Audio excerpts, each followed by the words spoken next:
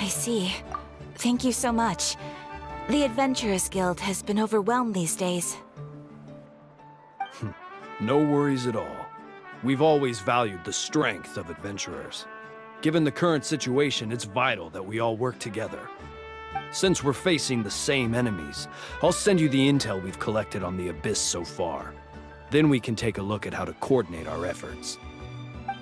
All right. Thank you so much. Hi, Catherine. It's us. Got any new commissions? You two have come just in time. I've got some good news. The Pyro Archon has finished assembling her forces and stationed them all across Natlan. Given how the Abyss has ramped up its activities lately, we can no longer afford to act only after receiving news of an invasion. So the Pyro Archon suggested that the Scions of the Canopy and the Adventurers Guild focus on collecting and disseminating intel. That way, we can stay informed of everything that's happening across the land. Once we receive word of enemy activity, we can notify the nearest camp and the stationed forces can take immediate action. Yes, precisely. This should also allow us to focus on gathering information rather than running around and trying to tackle everything at once. So please also take a chance to relax, you two. You've been working hard these days, and this will be a good opportunity for some well-deserved rest. So that's the plan. Whew, we can finally stop and take a break. Paimon knows that. It's not like Paimon just wanted to lay here and do nothing. The movements of the Abyss are always unpredictable. There have also been times when it suddenly became more active in the past. The people here generally see it as something like an acute natural disaster. Once the disaster is over, everyone will return to their normal lives. We just all hope that day will be sooner rather than later. Oh, right. Most people have no idea just how bad the situation has gotten in the Night Kingdom. Oh, hey, Kachina! Are you feeling better now?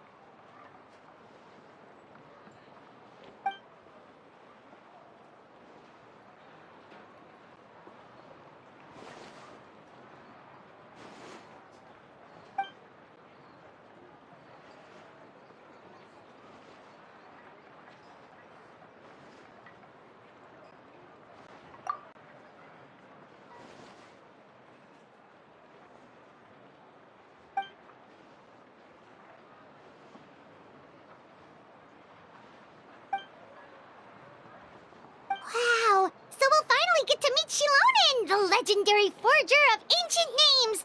Paimon still can't believe anyone could forge those things.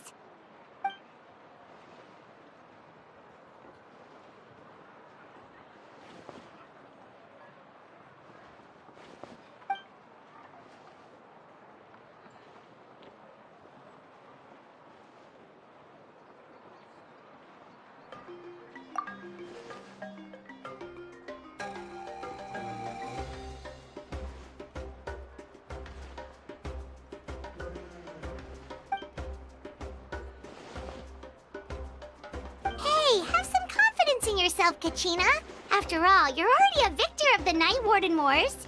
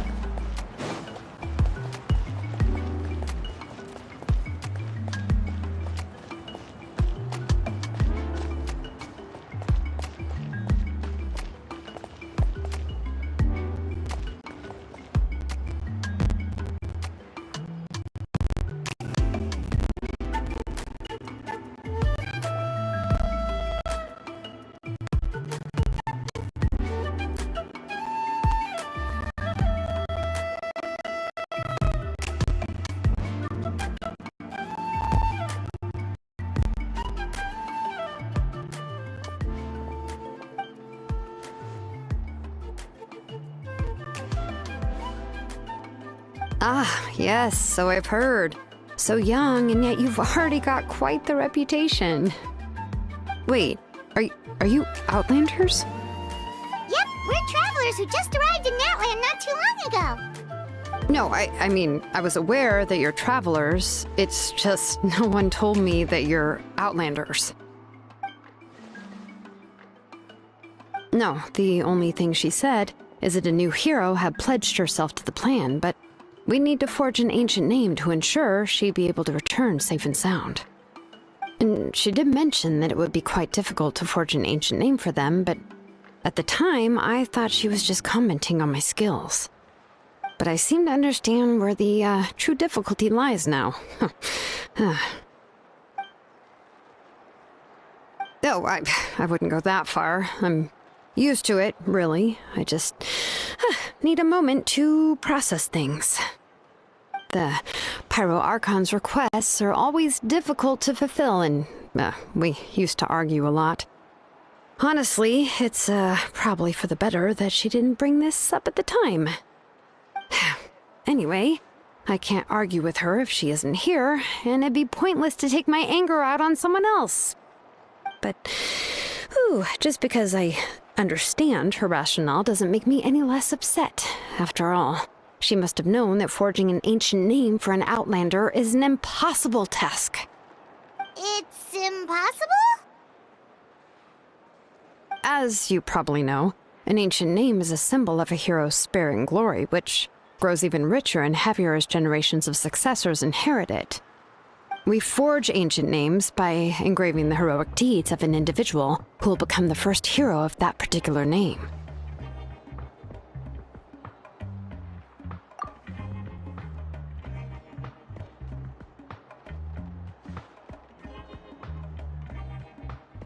But they were all performed outside of Natland, correct?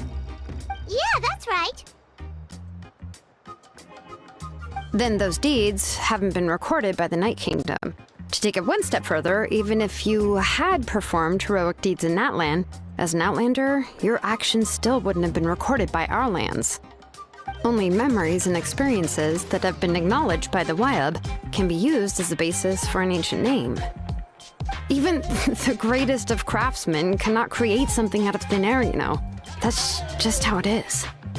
Seems the Wyab don't want just anyone to get a name, huh? Malika, of all people, should know better than anyone, yet she's still entrusted the task of forging the ancient name to me. Oh, Paimon gets it. Nobody's happy being asked to do the impossible.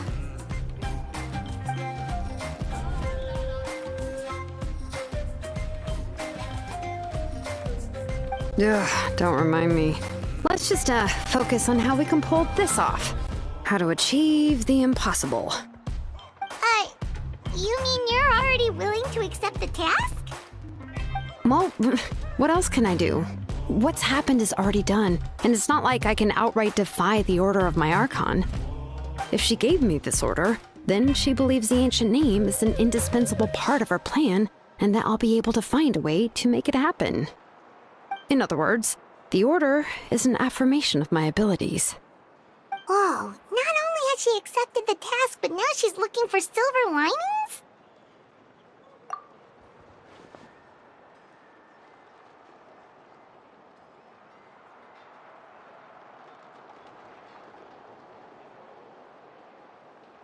The key is getting the Wyab to somehow acknowledge the traveler's existence and record her heroic deeds.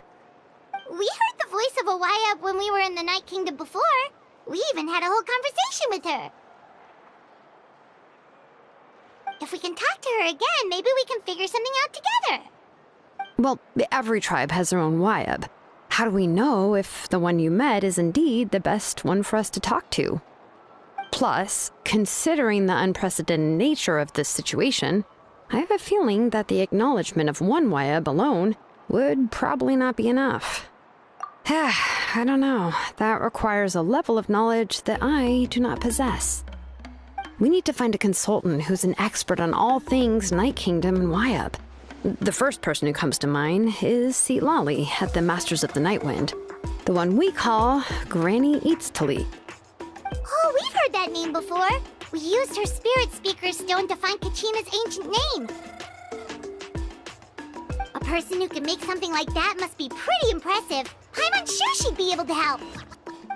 Still, she's older now and quite eccentric. It's hard to even book a meeting with her, given that she's constantly holed up in her room and doesn't like to be disturbed. I've heard that to get her help, you have to be extremely patient with her and know how to keep her spirit up. I hate to break it to you, but... Huh. Why is that? I mean, didn't she already help you before? And you even managed to save Kachina. Well, yeah. At the cost of her spirit speaker stone being split into two.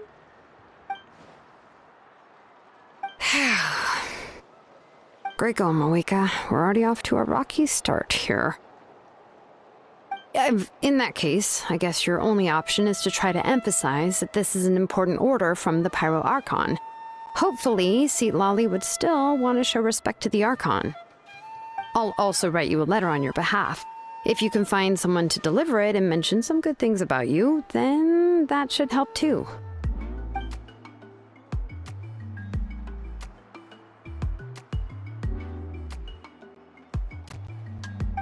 Paimon sure hopes a Hal won't interrupt when he's talking, though. All right, Kanich is a seasoned negotiator. I trust that he'll know the best things to say. Please just give me a moment to write the letter, and we can meet up near the Statue of the Seven later. Sounds good. We'll take a stroll in the meantime.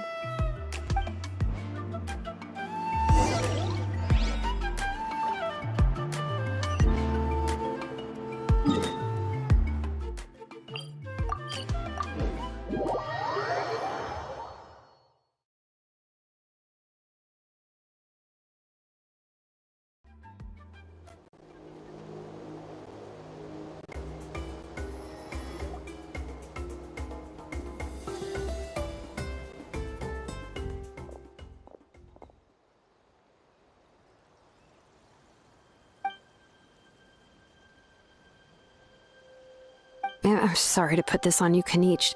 It's just that you're probably the only person who knows how to deal with her.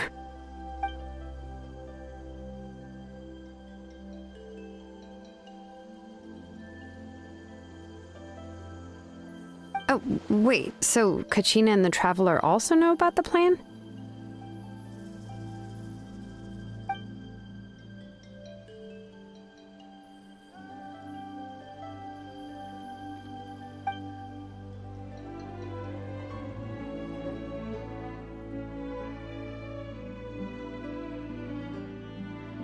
Right. She mentioned there are 6 heroes and that Shilonen is one of 4 that have already been acknowledged. Oh, well, then I suppose there's no need to keep any secrets between us. Having companions walk by your side is perhaps the best solace when facing such a bleak reality.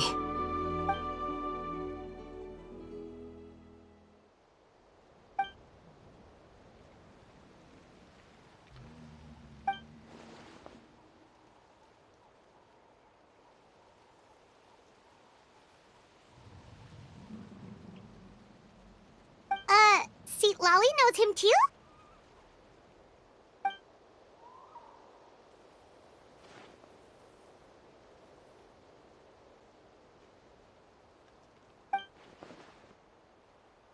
Given how the Masters of the Nightwind love to babble about dreams and revelations, they're already a pretty strange bunch to most. I've never met Auroran, but if they consider him the odd one, he's got to be pretty far out there.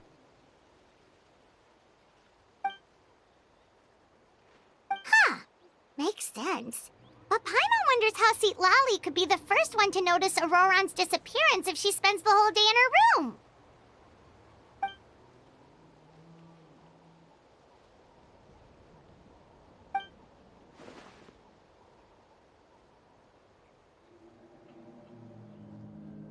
Huh, so if I'm following, you mean we'll help her investigate Auroran and the captain's whereabouts?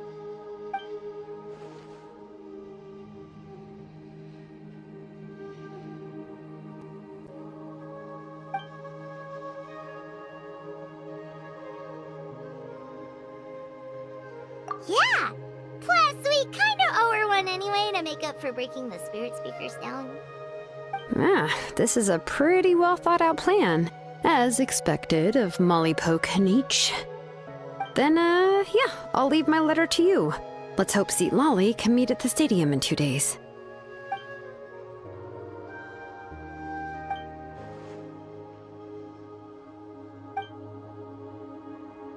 Okay, then let's part ways for now. I'll see you in a couple of days.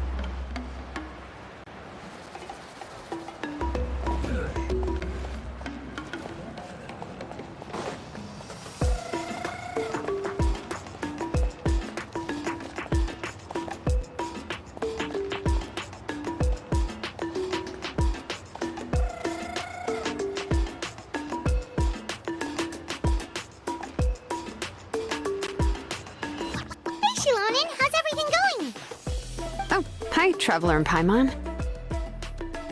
I have bad news. Seat Lolly did not reply to our request, although I suppose I'm not too surprised. Huh? You mean she didn't even bother to give Kenichi a response? Guess she really does have quite the ego then. Yeah, well, she can be also quite eccentric, though she's one of the most gifted people around. Even the Masters of the Nightwind often struggle to work with her. My guess is that she probably has other reasons for not deigning us with a response. But let's go to the stadium and see if we can meet her there. If we do get a chance to talk to her in person, we can still try to work something out. That's true. Let's go!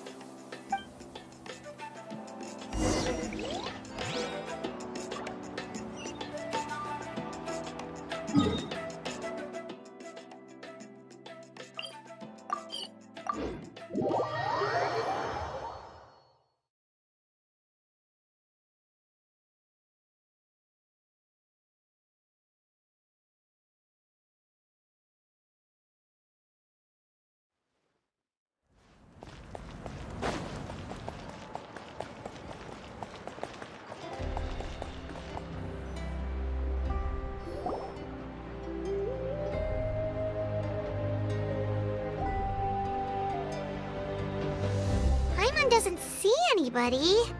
Seems she's just not gonna show up, huh?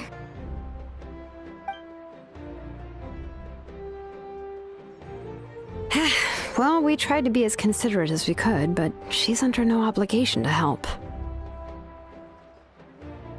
That might be true, but this is still a request from the Pyro Archon, right? Shouldn't a subject always answer the call of their Archon? A subject? Well, if you ask me, I'd say we're all more like friends with the Archon. Yes, Mawika is our leader, but that doesn't mean there's any kind of tall barrier between us and her. The only thing is that she often has very high expectations of us.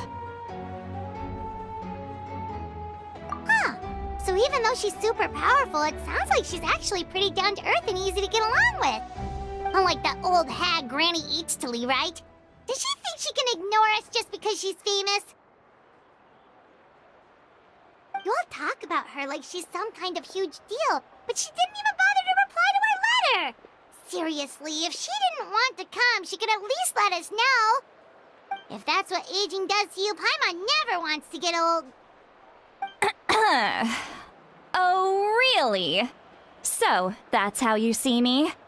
Huh? Who's there? Who's talking next to Paimon? Oh, don't mind me. I'm just a disgruntled old hag, right? Come on, relax. I'm sure my bark's worse than my bite. Huh? Seat Lolly. Wait, you're Seat Lolly? You're Granny Eatstily? Yes, Granny Eatstly. But emphasis on Eatstly, not Granny. Ah, you must know this trope from light novels, surely. They use it all the time. The young man who's actually the oldest person in the room. The girl next door who turns out to be a seasoned veteran. The wise sage who looks like a little kid. Oh, wipe that look off your face! You've seriously never seen an older lady that doesn't look her age? Okay, well, don't go thinking it's a trick either. See? I'm barely wearing any makeup. Did I forget to mention, she's called Granny, but she's actually pretty young. It was an honest mistake. I guess we've just gotten used to it. I'm sorry. So, how old are you actually? What? How dare you? Don't you know it's rude to ask a lady her age? Paimon really didn't mean to offend you, it's just that your case seems really unique.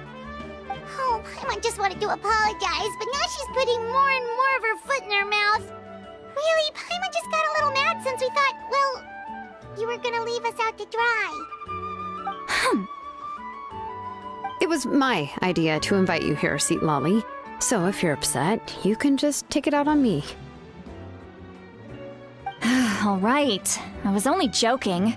I didn't mean to chastise anyone. There's really no need to take all this so seriously. If anything, I'm gonna feel awkward if we keep this going. I received Kenichi's letter and was planning to attend this meeting. Since I had already decided to come, I figured there was no need to draft a reply that simply said, "Understood." Besides, just showing up is the most important part, no? But, of course, it's also natural for people to get held up by one thing or another as they're trying to leave the house. It certainly was a bit awkward to see that everyone else had arrived before me. At first, I was thinking of quietly sneaking over, but since you were already here waiting for me, I started to think about how I should phrase my apology, only to hear you all talking smack about me. Anyway, that's the whole story. Honestly, it's not like I owed you an explanation anyway.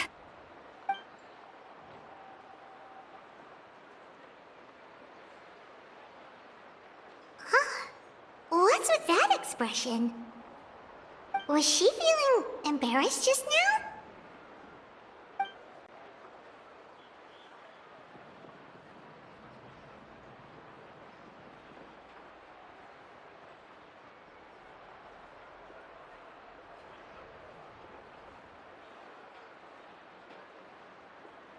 When the Masters of the Night Wind say they struggle dealing with her, I wonder if the feeling is mutual. She seems to be pretty awkward herself. Everything she does and says seems a little forced. Anyway, Shilonen, I heard that you require my help in crafting an ancient name. Correct. The situation isn't like anything we've handled before. Let me explain.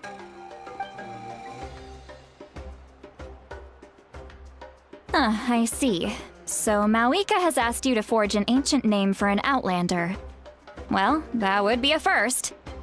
And you've also heard all about Auroron. I must say, he's always been a good kid. I can't see him joining the Fatui of his own volition. He must have been coerced somehow. Yeah, that's what we came here to ask you. We'll help bring Auroron back if you help us solve the problems of forging the ancient name. What do you think? I suppose I'll just call you Traveler for now. Traveler, come here. Let me take a good look at you.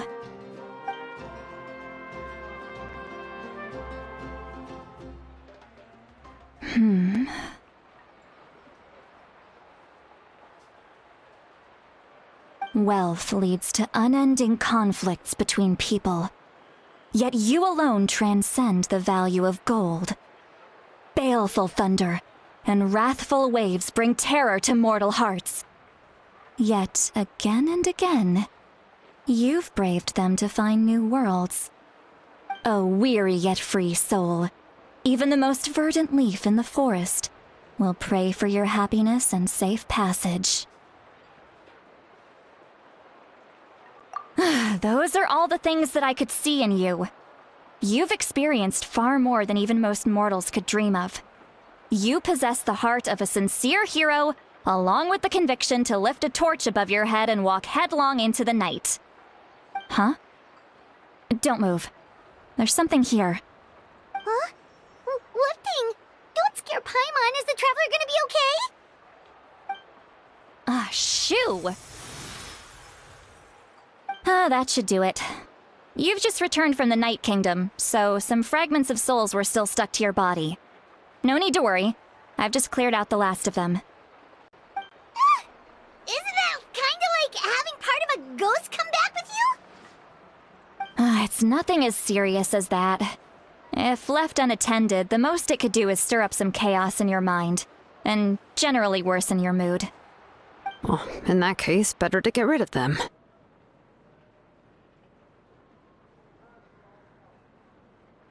It was nothing. Shilonen, let's follow your proposal. Once you've brought Auroran back, I'll take you to see the Lord of the Night. The Lord of the Night? But don't we need to talk to the Wyab of the tribes? Something this important is beyond their jurisdiction. Only the Lord of the Night can decide whether we can grant an ancient name to one who does not hail from our lands. The Lord of the Night is an ancient entity that rules over the entire Night Kingdom, constantly borrowing the power of the sacred flame to combat corrosion from the abyss. Oh, so you're basically saying it's even more powerful than the Wyab of the tribes. Well, that sort of makes sense, being the lord of the entire Night Kingdom and all. Not exactly. It's not so much that one's more powerful than the other. But never mind. That's not important. It would take too much time to explain. Just listen carefully to what I'm about to tell you.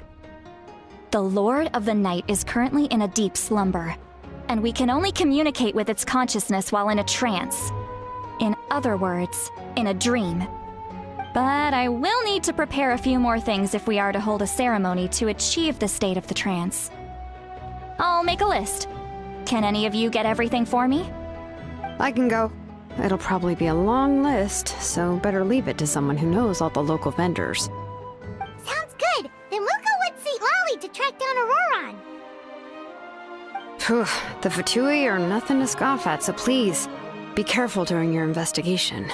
If you need any help, just come find me. Yep, we'll be sure to play it safe.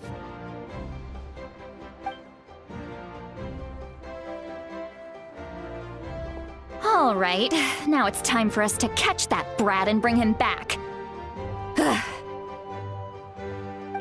I'm sorry I made you wait earlier. It was actually because I decided to swing by Auroran's place to look for clues. He has always lived alone, and I found a broken jar in his house. There was also something off about his phlogiston aphids, which I assume is because their keeper has been gone for quite some time. And interestingly enough, I saw some slash marks in the house that did not match any of our local weapons. My guess is they were left by Snezhnayan arms. Oh, sounds like the Fatui broke into his house and took him hostage. But why would they kidnap a kid who just spends his days living in the country and raising aphids? He's only in his 20s. What would they want with him? That's not to say that I believe he's totally innocent, of course. Since he's the only one who was kidnapped out of everyone in Natlan, he must have done something to attract their attention. In any case, we'll get to the bottom of this once we manage to get him back here. I'm truly sorry to put you two through all this trouble with me. But please help me get him back. You can count on us! All right, then let's start by heading to where Auroran was seen last.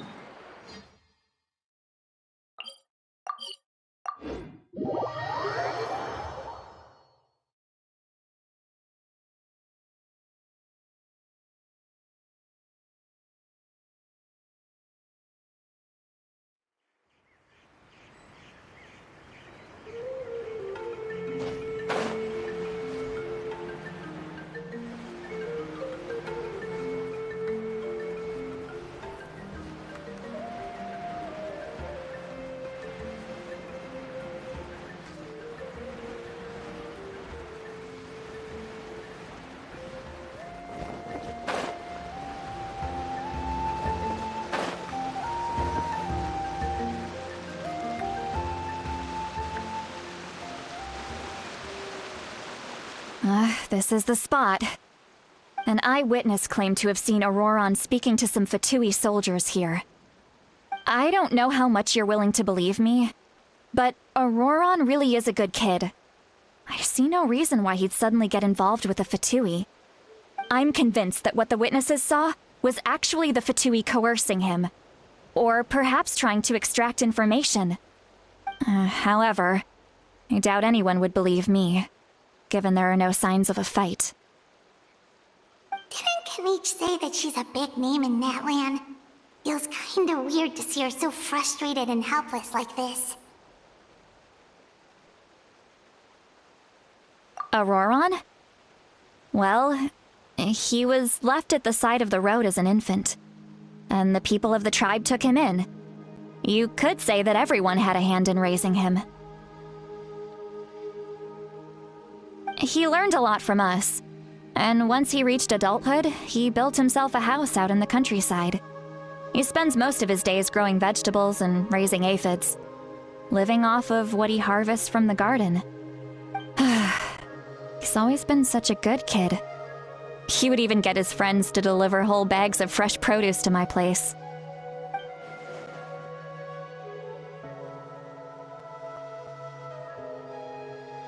Oh well, let's keep looking.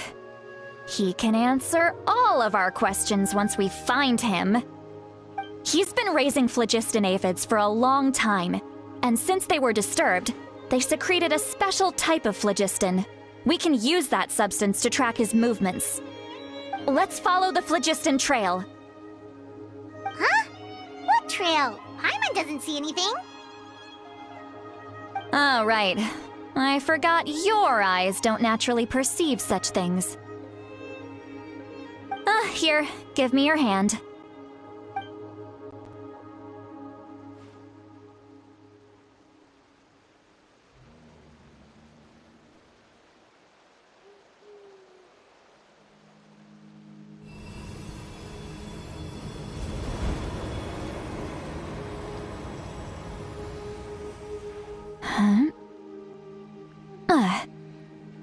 How about now? What do you see?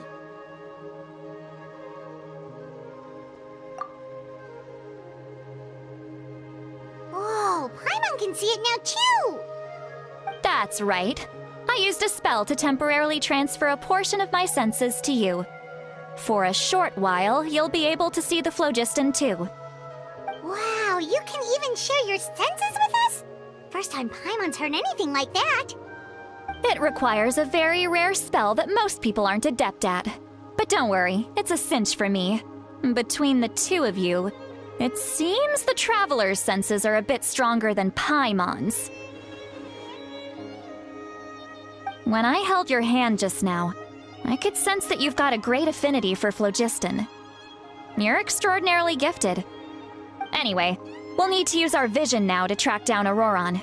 Good luck, you two. Over here, this way! See, Lolly might say a lot of deep and confusing stuff, but this spell of hers is really something. What was that? Oh, Paimon was just complimenting you. Really?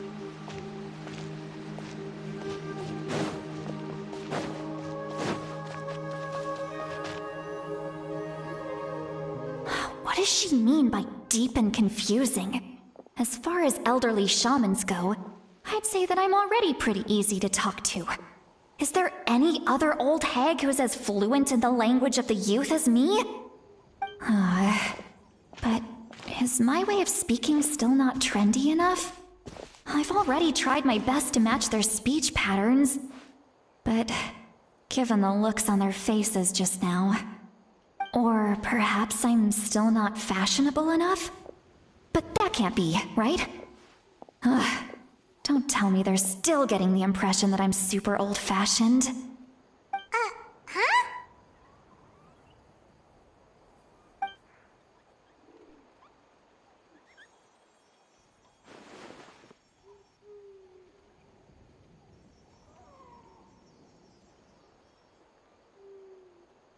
Was that St. Lolly's voice?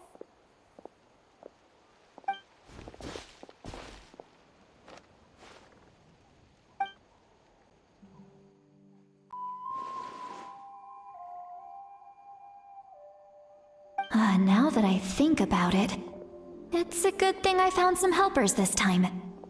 Some things are best done with the help of friends.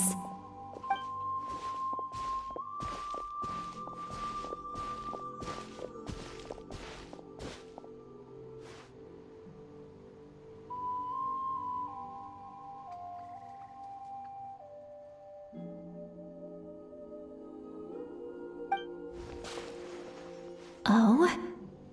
They appear to be feeling quite confident. Looks like our work will go smoothly.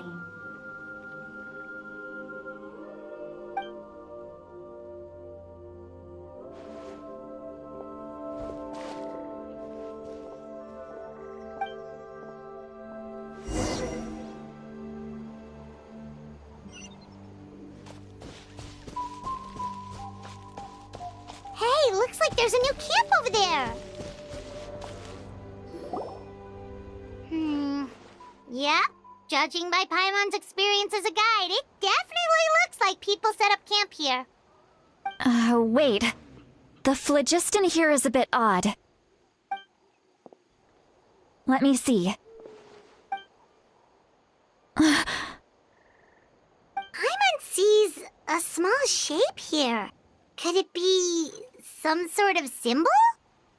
This is a distress signal for the Masters of the Night Wind. Only someone from our tribe would recognize it. So Auroron was indeed being threatened. We've got to find him. Fast! Leaving such a subtle mark implies that he was trying to be discreet. In other words, he was probably under the Fatui's watch. If they notice us, we can just charge in and fight them to the death. But what if my darling grandson is also there? I can't have him caught in the crossfire. No, I've got to be careful. Otherwise he'd get hit as well. How annoying. No, I've got to stay calm and keep my composure.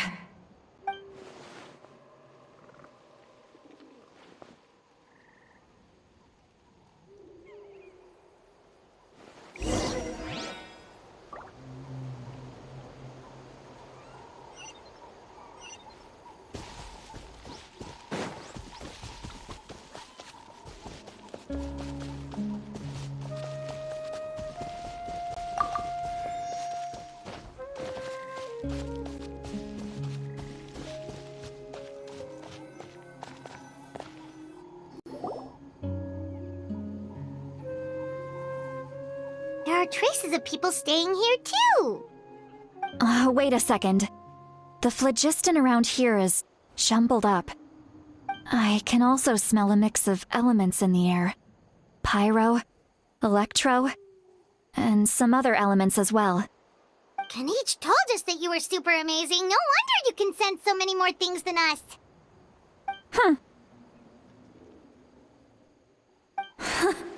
It's about time that little brat said something nice about me. There are signs of a struggle here. Judging from what's left on the scene, there must have been a fight. But after that, the factions seem to have gone their separate ways. Both the phlogiston and the elemental traces in the air support that. Do you still remember the little mark we found before?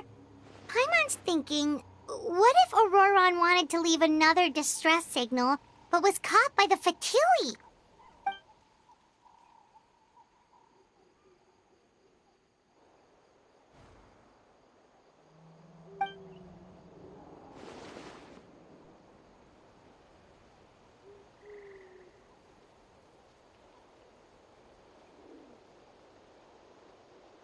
Given there are two signals leading from here, we should split up as well.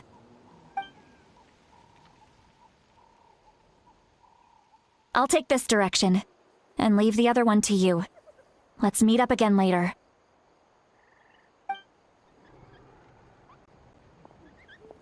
Auroron, what the heck were you doing? It's one thing to trouble me, but now I had to bring other people into this as well. You little brat. And off she goes! Traveler, did you hear all of that as well?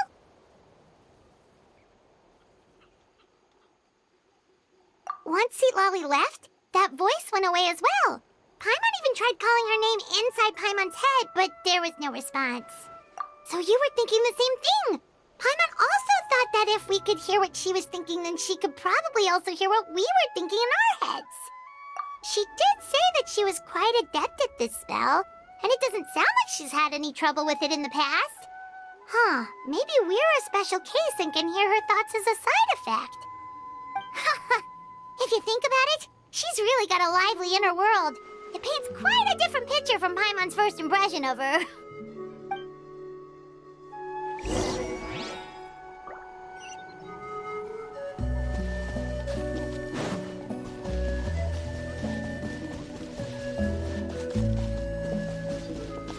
Paimon sees some traces here. Let's follow them and see if we can find anything up ahead.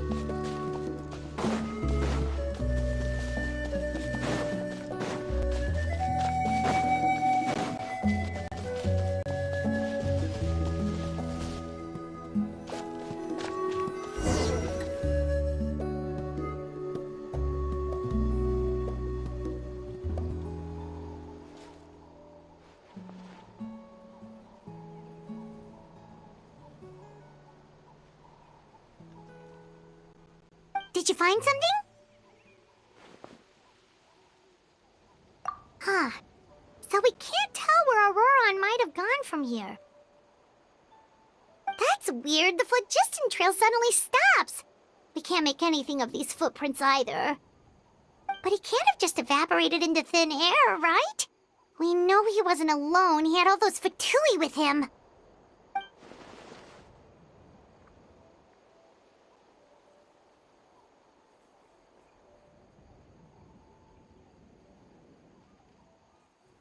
So, you can hear the sounds of the wind from beneath the earth.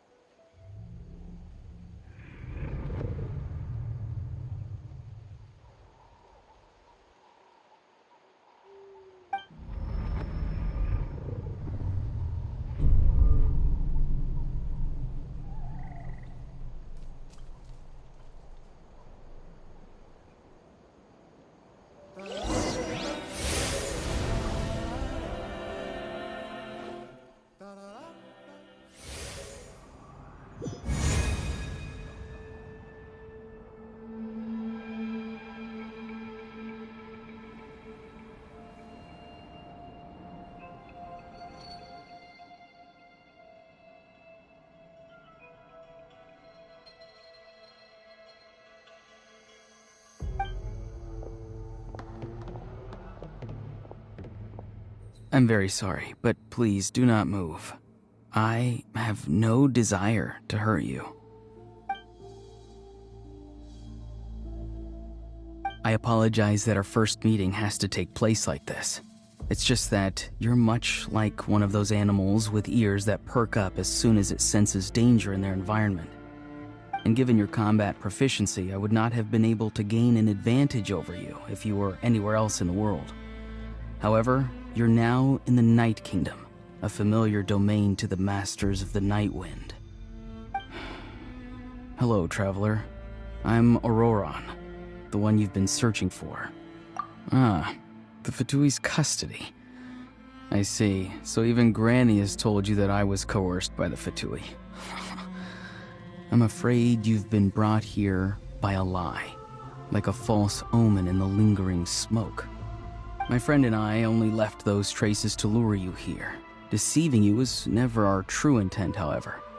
It was simply the fastest and most feasible way for us to set up a meeting.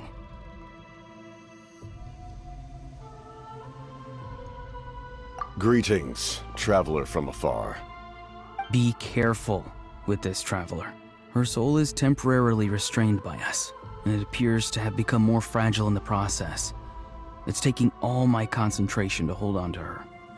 It was I who tasked Auroron with leaving the traces to lead you here, and I who used the Master's ritual to bring your soul to the Night Kingdom. I've heard much about you from the past encounters you've had with my colleagues.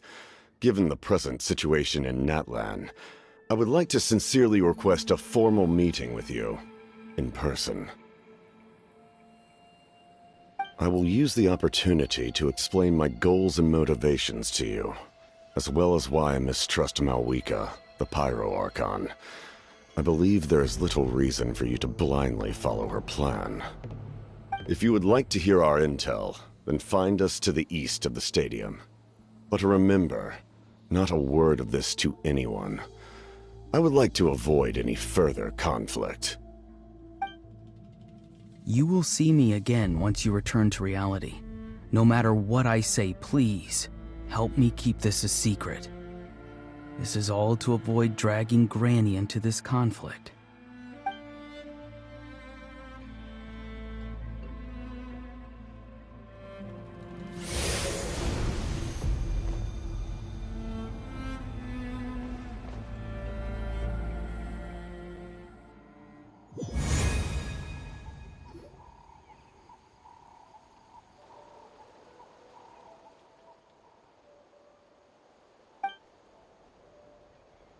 Hey, what happened just now? You suddenly collapsed and stopped responding.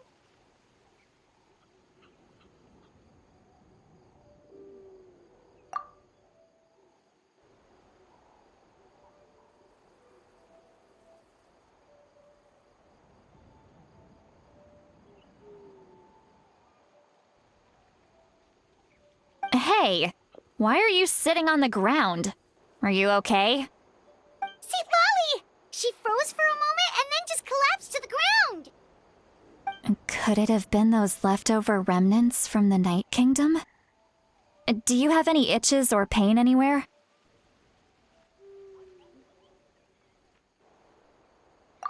Don't worry. We can take a short break. Sorry, I know I asked for your help. But had I known you were feeling unwell, I wouldn't have taken you on this trip with me.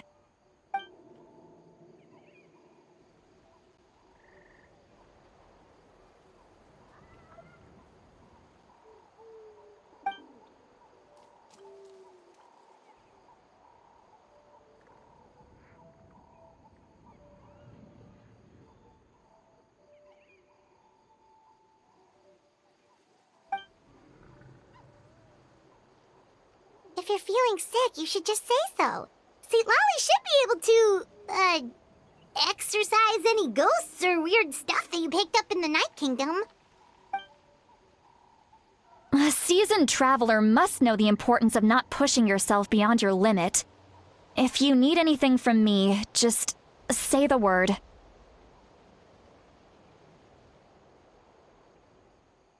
In any case, let's take a bit more time to rest now.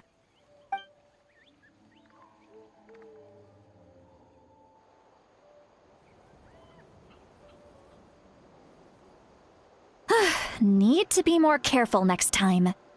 Feeling better yet, Traveler? All right, let's get ready.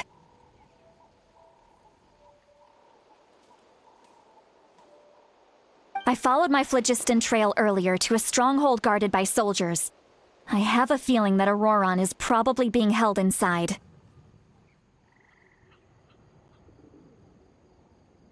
Oh, so it's close by. Then let's head over right away.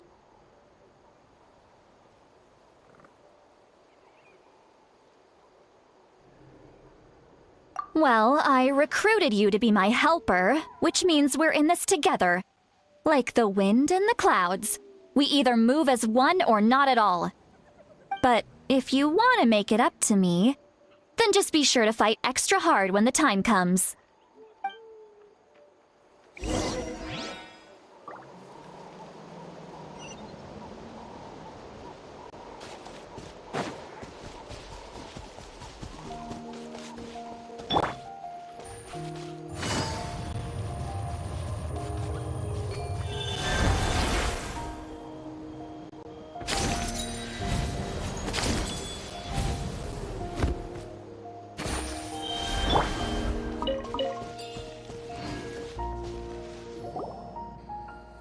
Look over there.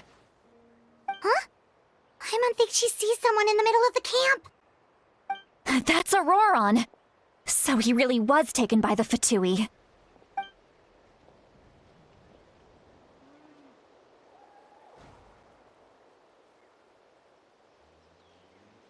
Alright, we'll take the lead.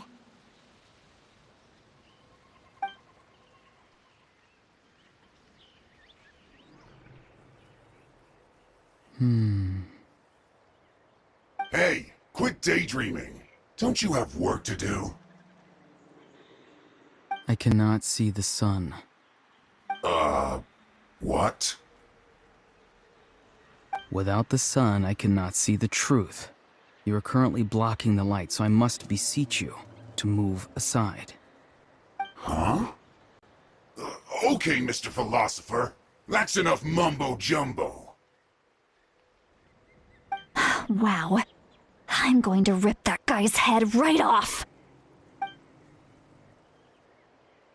See, Lolly's struggling to control her temper now. Are you ready? Let's go kick their butts. On my count. 3, 2, 1! Still trying to resist? You've got no idea who you're up against! Strike a pose! Fulfill my duty! So soon! No escape! The hearth! Just now extinguished. In this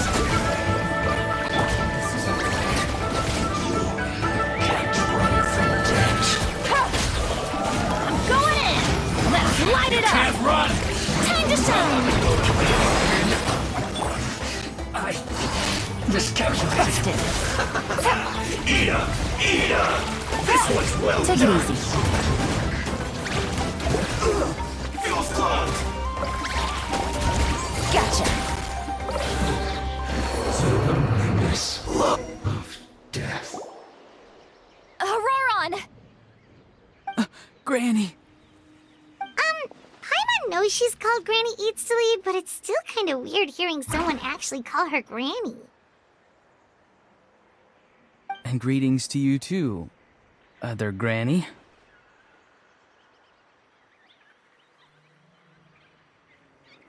What did you just call her? Granny. Is that not right? You are Granny's friend, are you not? You seem to be approximately the same age as her, so I figured you're also a Granny. How many times have I told you? It doesn't work like that. There are a lot of people who look about the same age as me. You can't go around calling everyone Gramps or Granny. Oh, wait. He's not a child, is he? Don't tell Paimon he's one of those people who look like an adult but are actually only 8 or 9 years old. Oh, your words have pierced my heart like a thorned vine. Given how hard those thorns are to remove, I may just need to find a pair of tweezers. Why are you so upset? You can just say yes or no. Of course I'm not a child. It's just, Granny always taught me to show gratitude where it's due. And since the Masters of the Night Wind raised me collectively, I basically see everyone above a certain age as an elder I should look up to.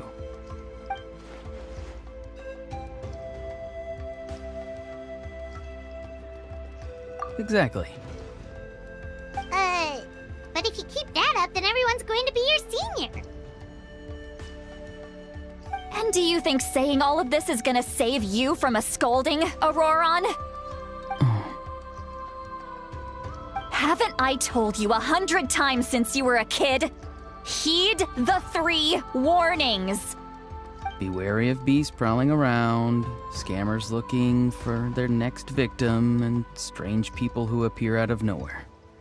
Oh, so you do remember, and you just chose to ignore them. I always knew that living on your own was going to get you into trouble sooner or later. But getting kidnapped? That really takes the cake. You won't always be able to rely on other people coming to your rescue, you know. You're just lucky we got here when we did. Or we might be launching another search and rescue operation to find out where they put your severed head. I'm sorry, Granny. I'll be more careful next time. Next time? Oh, good one. You think there'll be a next time after this? Not a chance. They didn't hurt you, did they? No, they just asked me a lot of questions about Natlan's terrain and made me draw a map of the ley line distribution. Okay, now answer me honestly. Were you the one who helped the captain escape after his battle with the Pyro Archon? Yes. So why did you do it? Because they said they would need my help from there on out. They also said that if I refused, they'd just come to you, Granny, and they'd already figured out a way to make you do their bidding. Hey! I'm no ordinary Granny! Would they really dare to come after me? And you! Did the gods give you a brain just for you to not use it? Did you really believe everything they said at face value and not stop to think? Thankfully, the Pyro Archon only asked that we find the mysterious individual from the Masters of the Night Wind and didn't slap your name on a wanted poster. Don't think for a second that she doesn't know what's happening. Even if the truth that you see will soon manifest into reality, there is still no need to preemptively panic. Have you forgotten the words that I've taught you? I'm sorry. Forget it. We can submit the details of this camp and the defeated Fatui as evidence of your innocence. Let's clean this place up and get back to the city. Auroron, you better remember this lesson well and seriously reflect on your actions. Also, once we return to the city, come to the Speaker's chamber with me. I'll need you to explain everything. Sounds good. Should I bring some of my homegrown vegetables as well? Your vegetables? Yes. I grow a lot of fresh produce in my garden. I hope the Pyro Archon won't be too picky about the selection. Now's not the time to be thinking about that. If you do come face to face with the Pyro Archon, the first thing you should do is... Recite the 3 warnings. Huh? No! You should emphasize that you were not in cahoots with the Fatui! How exactly did the Masters raise this guy? Oh, right.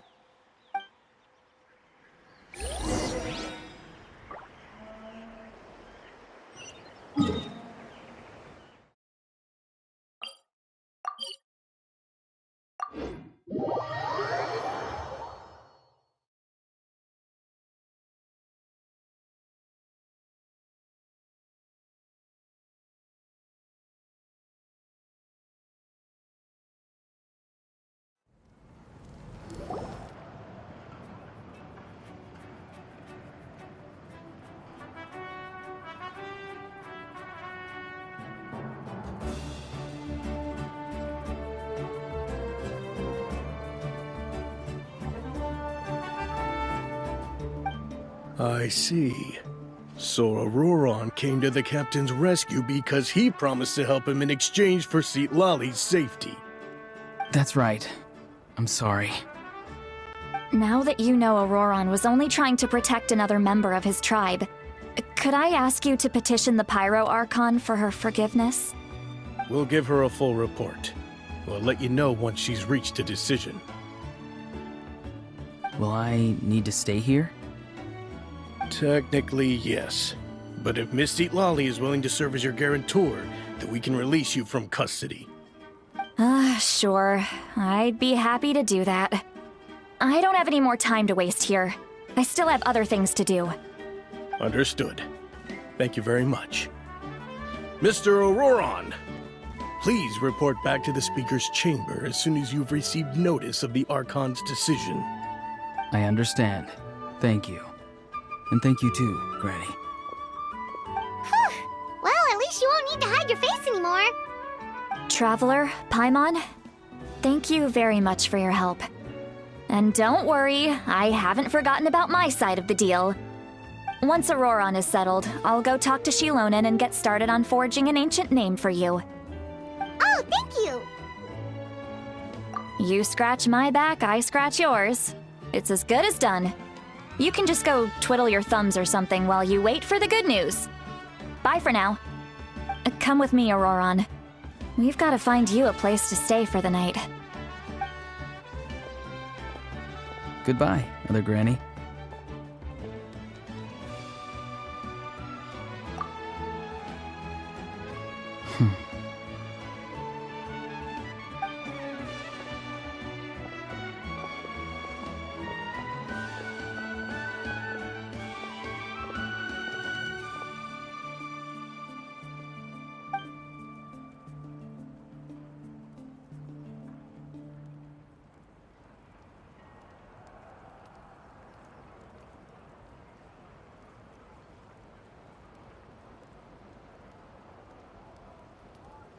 We're finally done.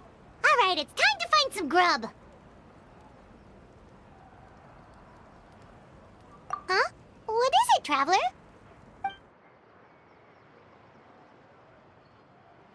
What? That captain? Sorry. Paimon just didn't see that coming. So you really saw him in the Night Kingdom? And he didn't attack you? Oh, that Auroron, what is he up to?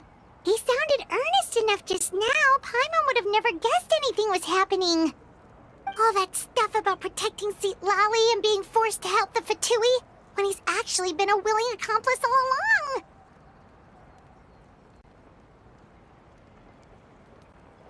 Yeah, you're right. Still, Paimon appreciates you telling her about this. Paimon will support your choice no matter what, so if you want to go, we can go together. We still have another whole day before the meeting, so we'll just meet with them when the time comes.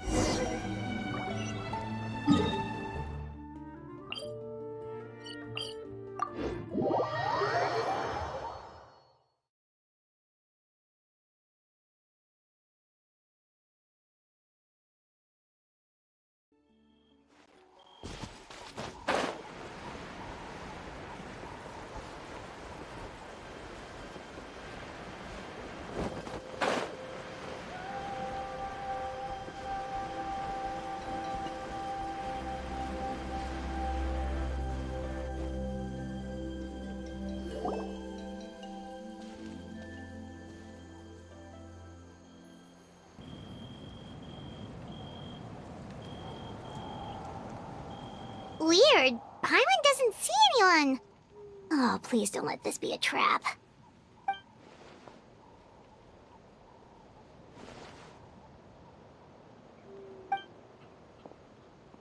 What was that? Good evening. Nice to see you again. It's you. You shouldn't pop up from behind people like that. What are you, a ghost? I'm terribly sorry. It's just a force of habit. And what's with you apologizing all the time? You sound so polite and honest, but you're actually doing shady stuff behind people's backs. You're right. Granny tells me that too. Huh. Come to think of it, you remind me of her. Sometimes you two sound really similar, you know. Oh, so you're gonna call Paimon Granny too now? Well, I could.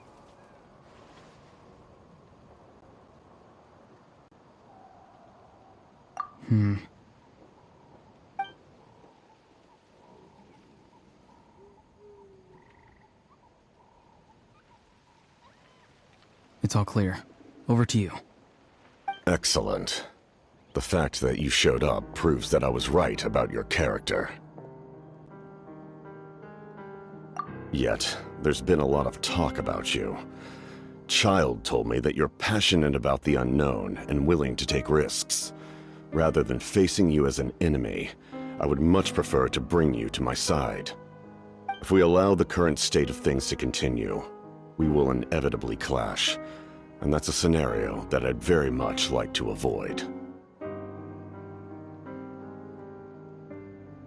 I've long heard of your exploits across the nations.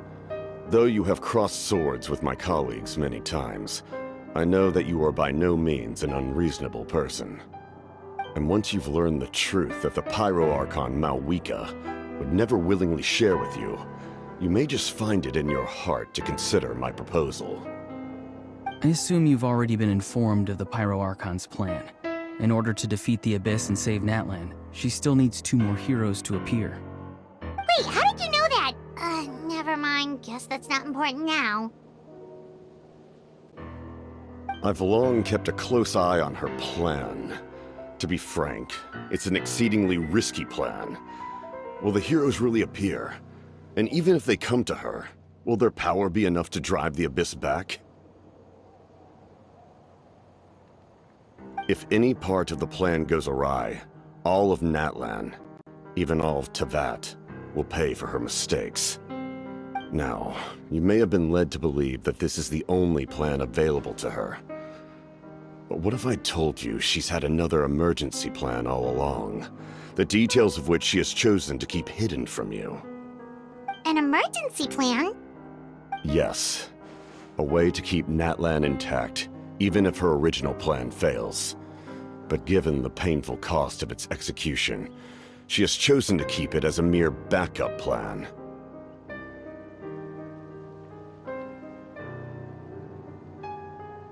Whether this stems from hesitation, fear, or even naivete, I cannot say. But Natlan cannot afford to wait until she comes to her senses. My fear is that given the enormity of the decision, she will be reluctant to confront the dire reality we face until it is too late. There will be no time left to execute the backup plan, and all of Natlan will be lost to the Abyss. We have to make the decision for her, here and now. Yeah, do you have any evidence for all this? Just telling us a bunch of scary stuff isn't enough, you know. Besides, wasn't it you who tried to seize the Gnosis for the Tsaritsa's plan?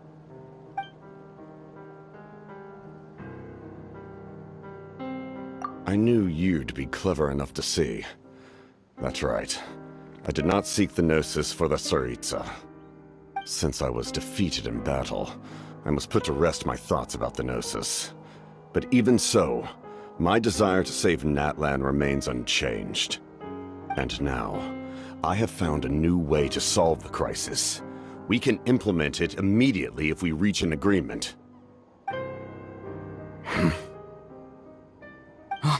Someone's here. Huh? The captain disappeared! Something is rapidly approaching. Oh no. Something? Bad news, chump! It's your granny! Oof.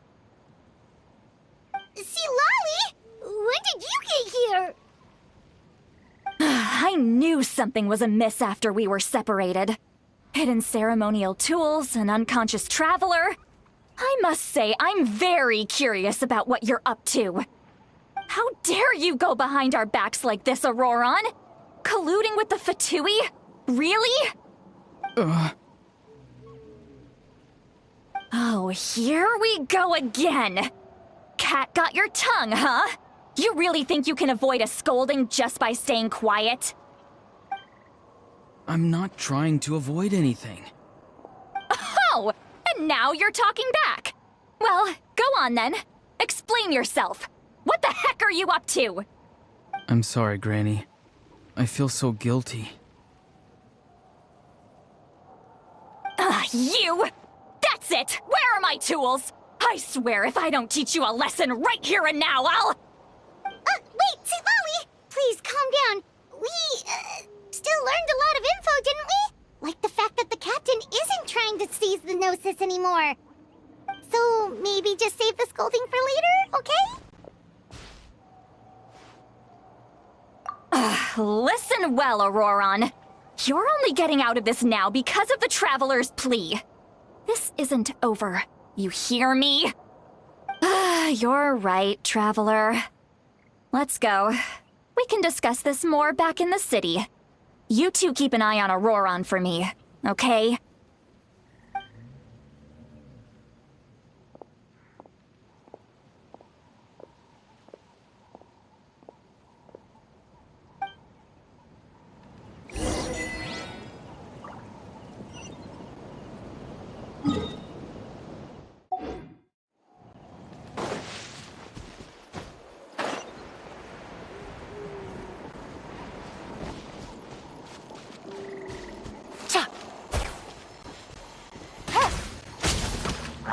Quietly now.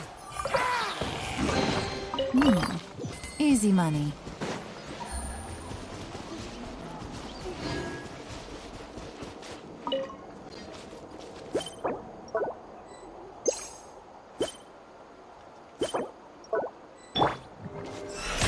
May I present?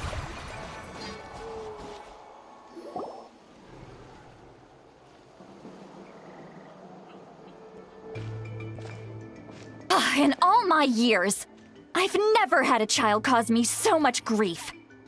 Do you seriously not see what's at stake here? You've got a head on your shoulders, Auroron. Use it! Why did you help the captain? And I want the truth this time. No answer? Think you're being smart? Then let me ask a different question. What does the captain want? What is his purpose in Natlan? Really? You're just going to stonewall me?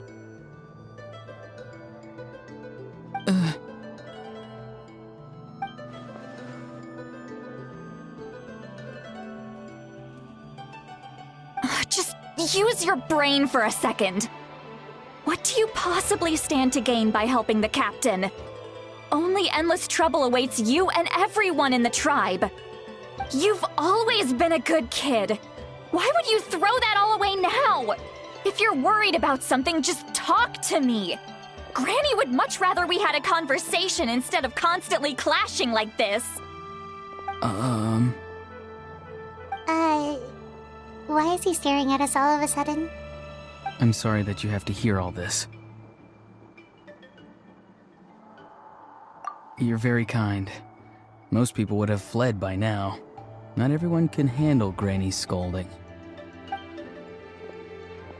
Oh? You dare gossip between yourselves instead of listening to me? You... Sorry, Granny. Sorry, Granny. Sorry, Granny. You know what? Fine. I'm perfectly aware that everything I say goes in one ear and out the other. You're all grown up now, so why would you listen to an old hag like me? You say all the right things, but then you go and completely ignore me. Well, if that's how you're going to treat me, you can stop sending Aoife over to my place to deliver your stupid vegetables! I don't need anything from you! Who's Aoife? A delivery person? That's irrelevant. The point is, he hangs out with this kid, so he must be no good. You kids get to a certain age and suddenly act like you know it all. There's nothing I can say to get through to you. Auroron, if you're still thinking about that so-called duty, then please, just forget about it. The ley lines did not fall to this state because of you. And we've long closed the book on that incident. Seems they've started talking about some kind of tribal history. I'm starting to get lost. That's not it, Granny.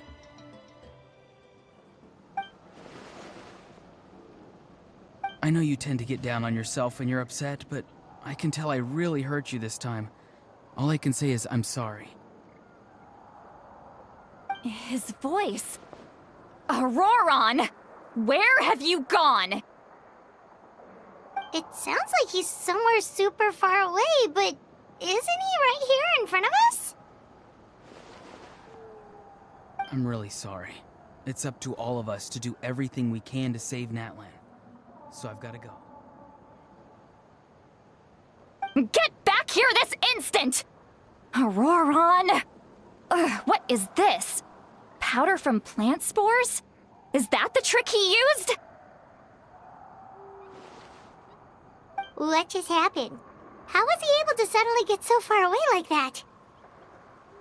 It's a trick of his. If you grind spores into a powder and spray it in the air, it can be manipulated to create an illusion. He pulled it off flawlessly. He must have put a lot of time into perfecting it. Don't tell me that's how he's been hunting in the fields these days. Oh, couldn't he have picked up something more useful? Little brat. That's it.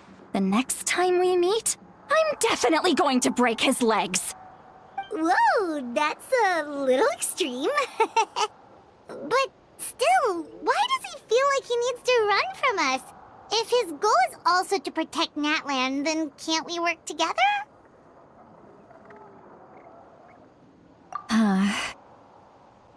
I'm sorry for interrupting your conversation with them earlier. But even if you'd been able to hear them out, there's no guarantee you would have gained anything substantial. Auroron probably did everything he could to get away because he knew I'd get the truth out of him sooner or later. Ah, that brat. I swear.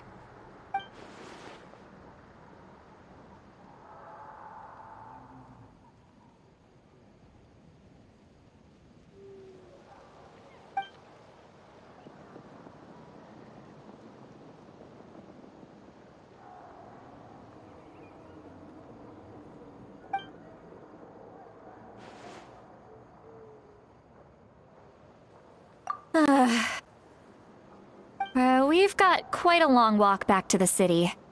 Let's take our time. It'll give me a moment to figure out how to explain all this.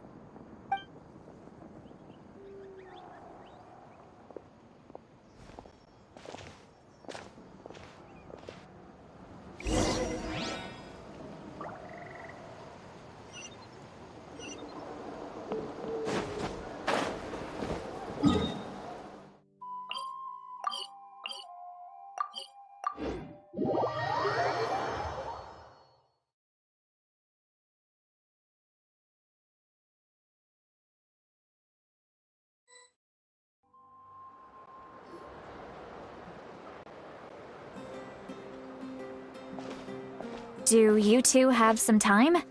Feeling hungry? How about we get something to eat? Oh, right. It's been a while since we last ate. Now that we can relax, Paimon just realized how hungry she is. Then let's go. We can find somewhere to sit down and talk. Food and drinks are on me. Really? You're not gonna take her offer? That's right. See, Lolly has gotten a lot quieter since Aurora ran away. She seems to be having a hard time. She's right. We're seasoned adventurers, so we're more than capable of paying our own bill. Hey, come on now. You won't even let me take you out for some food and drinks? I just wanted to treat you to a meal. Are you sure? We can save you some Mora. Mora is the least of my concerns. Besides, we're definitely due a meal after all the time we've spent together. Let me get this one. I might be an old hag, but I like to think I'm not completely useless. Sure, that's fine with us, but Paimon doesn't want you to be sad, Sweet Lolly. Don't worry. I'm sure a juicy grilled steak will work wonders.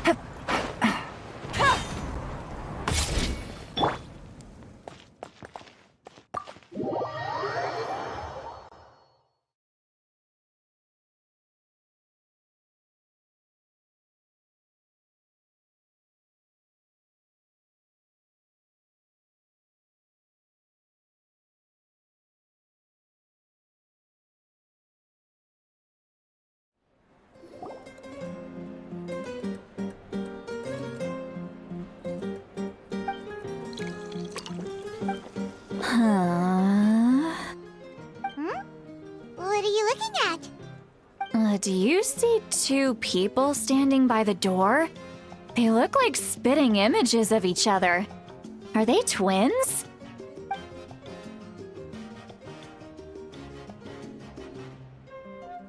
But Paimon only sees one person there. Huh? How could that be? I guess my mind isn't as sharp as it used to be. Give me another bottle, boss! Do you think she's drunk? There you go, miss. Oh my, it's not every day you get to see Granny Itzley here with some friends. Not to mention ones who've made a huge name for themselves recently. Oh, so you've heard of us? Of course I have. Aren't you the ones who saved Kachina and brought her back? No wonder you hit it off with Granny Sitlali. She wouldn't spend time with just anybody, you know. I don't even remember the last time I saw her with a new friend. Wait, so you call her Granny too? Well, given our ages, it'd probably be more accurate for me to call her my great-great-granny. She's one of the most famous people at the Masters of the Nightwind. Most days, hardly anyone even dares talk to her. Huh? Gossiping about me right in front of my face now, are you, Chonka? Oh, please, Granny, I wouldn't dare. I'm just beyond happy to see you bring over some new friends. After all, any friends of our regulars are sure to be great customers too. All right, that's enough. Go on now. I'm sure the other customers would like to talk to you as well. There's no need to keep staring at me. I promise I'll keep my alcohol down until I leave. Well then, you have my thanks.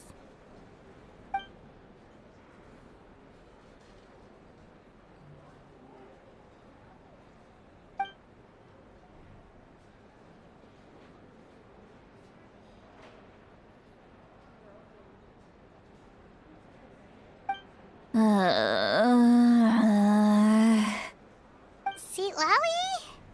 Sitlali? Who's that? You got some gall calling me by my first name. Let me guess. You want to test your skills against Granny Eatsley, don't ya? Are you still with us, Sitlali? You're kinda talking to no one. You chumps come around here, picking fights with me? Well, you know what happens next. You lose, and then run off home to tell everyone about how I'm this big scary bully. It's always the same story. You brats start it, I finish it, and then I end up with the reputation of being some kind of terrible monster among the shamans. I mean, come on. Monster? Me? Really? What did I do to deserve that? Granny Sitlali, you're not a monster at all. Exactly. And while we're at it, I'm not some lazy slacker either. Between meditation, advising the chief, and speaking with the Wyab, I actually have a pretty packed schedule, you know. Oh yeah. And I have to mentor all the new kids. Hey, new kid. Yeah, you. Don't play dumb. Didn't I teach you how to find phlogiston? You see? I know my stuff. I'm a good teacher. You tell him. That's more like it. About dang time someone showed me a little respect. Yeah, Granny's a hard worker, all right. You can always rely on old Granny.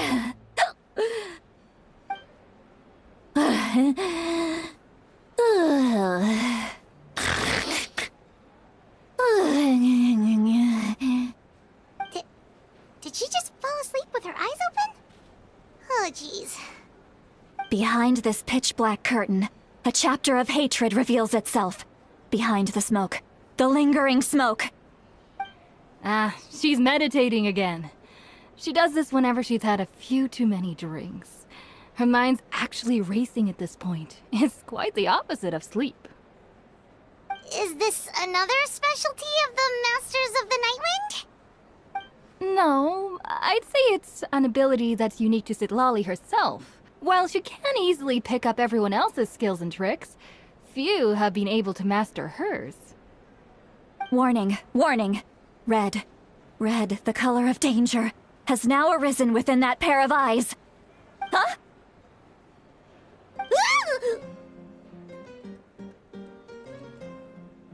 Traveler? Paimon? What's wrong? I'm gonna hurl. Hang on, just keep it in. Phew. Okay, it's passed. That was a close one. You had Paimon worried. Paimon really thought you were about to barf all over the table just now. How embarrassing. I'm sorry you had to see me like that. That's never happened before, I swear. I've never thrown up, not once. Are you feeling okay? Want to take a quick walk and get some fresh air?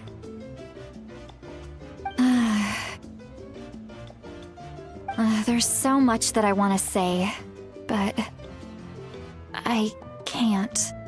Why not? Of course you can. Just say whatever's on your mind. Please, Paimon, it's not as simple as you think. We've only known each other for a few days, right? What would you think of me if I were to start dumping all of my complaints on you after we've only just met? Oh, Paimon gets it. You're hoping that we wouldn't think less of you no matter what you're about to say. No, that wasn't my point at all! Seriously, don't you youngsters know anything about shame? I'm talking about shame! I've lived all these years and still can't get rid of it! Surely, you know the feeling too? Actually, about that. Huh? Tell me what? Yeah, this is as good a time as any.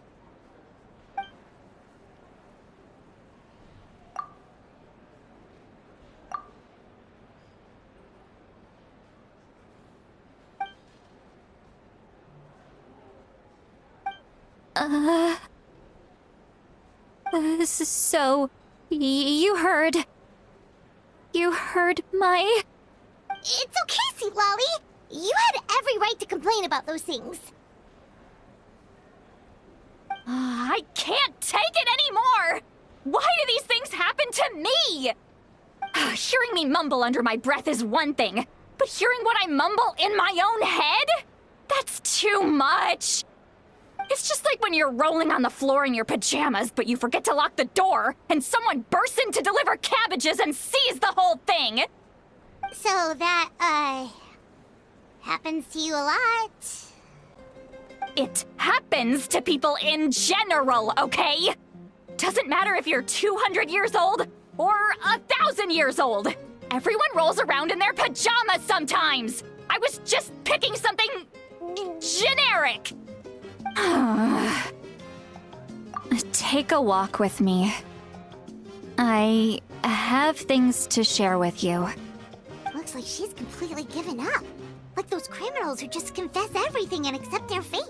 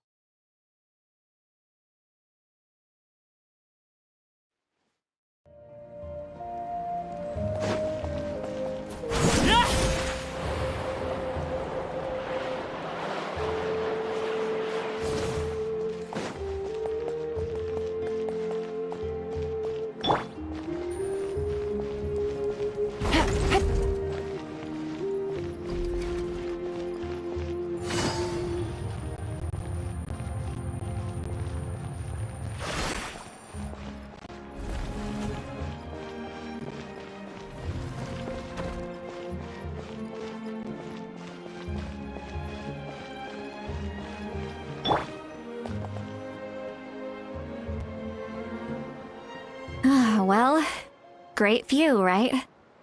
I love coming here by myself. Wow, it's beautiful!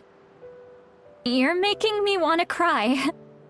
Oh no, what do we do? Please don't cry! I was an expression, okay?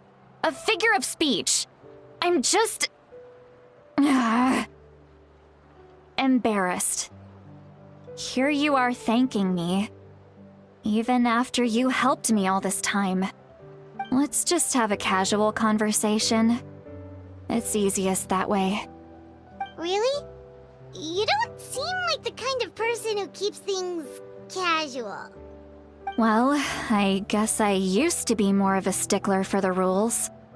And you're right, I don't usually open up to the people of my tribe like this. I'm just an eccentric old hag to them. That story's been passed down so long, it might as well be true. But you're just a regular person. The kids of my tribe would have a heart attack if they heard you say that. Granny Eastley is a powerful figure. Be careful around her. That's what they'd say. Well, you are powerful. Are they afraid of you? Some are. Others are mad I always come out on top. A few decades like that, and people stop knowing how to deal with you. What about you? Are you scared of me?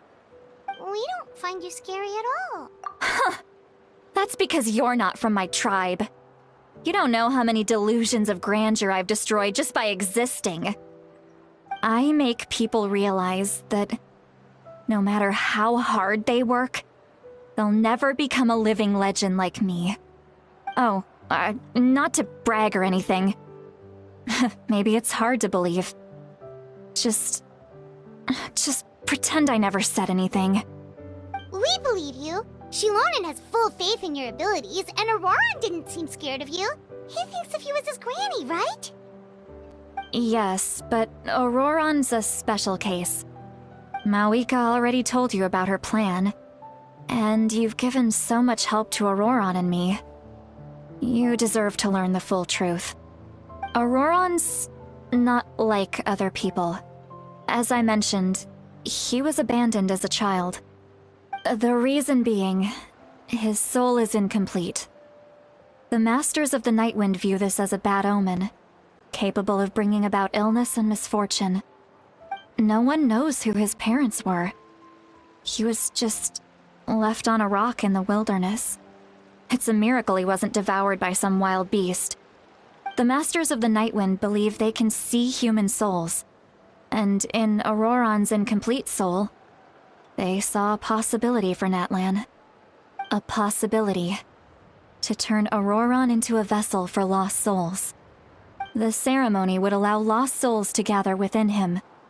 Auroran would then be sent to the Night Kingdom to return the souls to their rightful place, strengthening the ley lines and completing the ceremony. Wait, that doesn't sound right. Now you see the problem. When damage occurs to the Night Kingdom, the souls held within disperse and remain adrift, unable to find a way back to the ley lines. This loss of souls damages the Night Kingdom even further. The ceremony can send back countless souls at once, which would benefit the Night Kingdom and the souls themselves. Of course, the vessel, Auroran, would be sacrificed in the process. I wasn't surprised the chief at the time came up with the plan. The ley lines were already in a terrible state. A suitable candidate for the ceremony appears, and now you have the chance to make things better. Of course you're going to take it. When the chief asked for my opinion, I didn't give my approval, but I didn't object either. So they went ahead with the ceremony.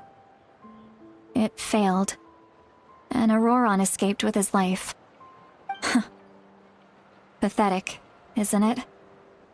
By not objecting, I basically gave them the go-ahead. Maybe they didn't have my explicit approval, but it's not like I did the right thing. If the ceremony was successful, Auroron would probably be dead. Of course, in my tribe, death is rarely something to fear. But what kind of message would we be sending by sentencing a newborn to death? By using a human life as a tool? It's not right. So, when I learned the ceremony had failed, I was ashamed by my inaction, and absolutely relieved by the result. The plan was never a secret. Or, I guess I should say, there was no point to keeping it a secret. A simple investigation from Auroron would reveal everything. Everyone thought he would be happy he survived. And he never really said anything to the contrary. But just as I was about to put all of it behind me, he asks this question. Would Natlan have been saved if the ceremony succeeded? Wait, but it's not his fault. He knows that, but he still feels guilty. Auroron has a strong ability to perceive souls, more than any of us. He understands just how dire the situation with ley lines has become.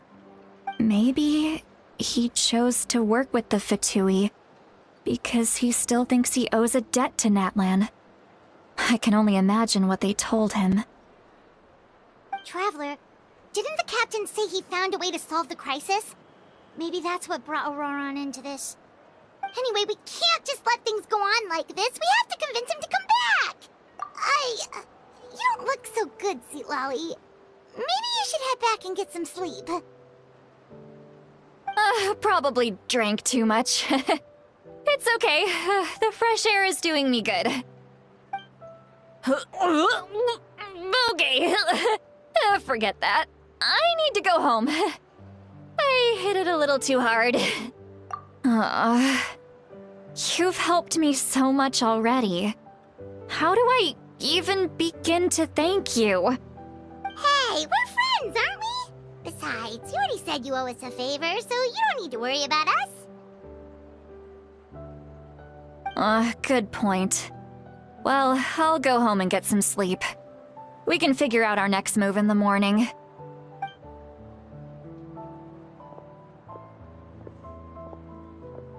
Friends. I like the sound of that. Auroron's probably back with the captain, don't you think? You mean about the backup plan? Do you really believe what the captain told us? Yeah, you're right. We should just go to her directly. But she's probably asleep. We can find her first thing in the morning. For now, let's... go to bed.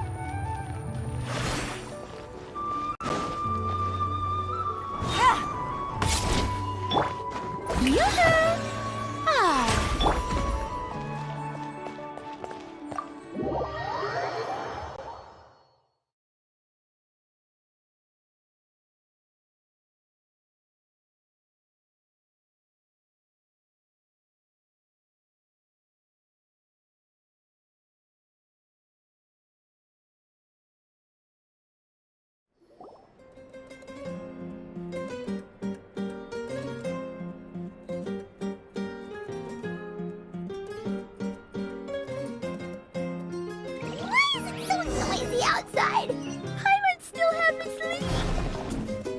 Well, guess we should see what's going on.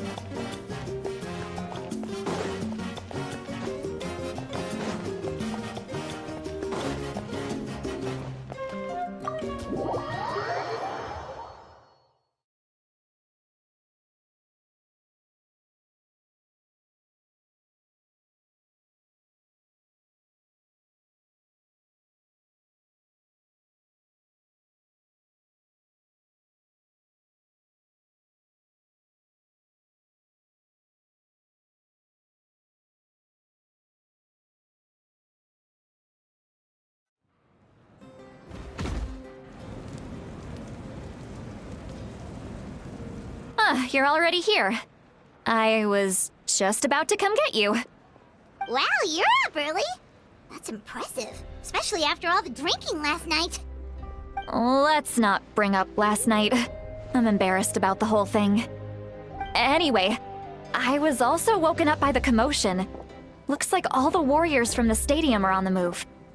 I heard many areas have been attacked by the Abyss, including the Masters of the Nightwind. I need to head back right away. The Abyss attacked again? Are you sure you can handle it on your own? Do you need our help? I'll be fine. We also have the support of the warriors stationed at the various outposts. Given the quick response, things shouldn't get too serious. The stadium could always use more manpower, so you should join the forces here. I'm done making excuses for him. He's not a child anymore. He needs to take responsibility for his actions. I was the one who vouched for him, so I need to report back to the Speaker's chamber. I'll accept however they choose to handle the situation. But I should be able to convince them to let me go back to my tribe first to deal with the attack. As for the ancient name, once we handle this crisis, I'll talk to Shilonen right away. Don't worry, I never forget a promise to a friend. Thank you. All right, I need to start heading back. She left in a hurry. The situation must be really serious. Oh, looks like a lot of people are heading to the stadium. Let's see what's going on.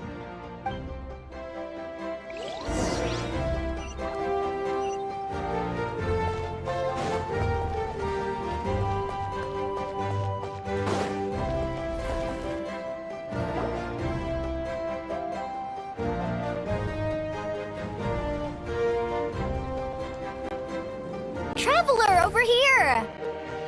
Perfect. Our star Outlander has appeared. Oh, you're all here! But, what's with the whole Star Outlander thing? Just my way of saying how awesome you are. We've got a real emergency on our hands, so this is the perfect time for you to show off your skills. Alright, but can we get a quick rundown of the situation first? The Abyss suddenly attacked the Collective of Plenty, the Masters of the Nightwind, the Children of Echoes, and a number of our camps and outposts in the wild. Yes, and the attacks are increasing in frequency. The tribes have plenty of defenses, so they're safe for now, but I can't say the same for the adventurers and merchants stuck in the wild. Chaska and I have been searching for survivors and treating the wounded. We just got back, but we need to head out again soon. I plan on heading back to the Collective of Plenty, just in case my tribe needs me. What about you, Mualani? Where are you gonna go? I'll go help the Children of Echoes. They're the closest, so I can start fighting right away. What about you guys? We could go together. Yeah, that does sound important. No worries. Just leave the Children of Echoes to us. Who knows? Maybe yours truly will have the Abyss on the run by the time you're finished. That would be pretty great, actually. I hope my tribe gets through okay. It'll be fine. Your tribe doesn't do all that bodybuilding for nothing. Let's part ways here for now. And most importantly, be careful, everyone. Oh, and some of us need to avoid getting contaminated by dangerous-looking substances. That will make my job a lot easier. Koichi, do we really have to do this now? It's alright. She's just looking out for everyone. Alright, let's hurry up and talk to the Pyro Archon so we can help the others.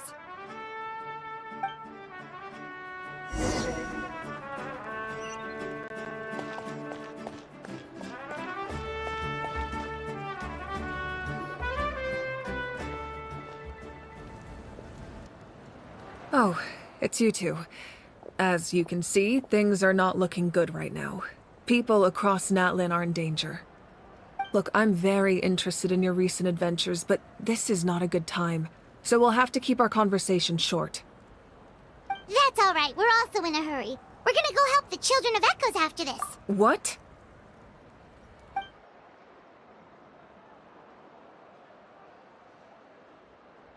So he thinks my plan is too risky. He thinks I'm being stubborn. I shouldn't underestimate the Fatui's ability to gather intelligence. The Gnosis does have that function, but there's more to the story. I will answer you honestly, but you must help me keep this a secret.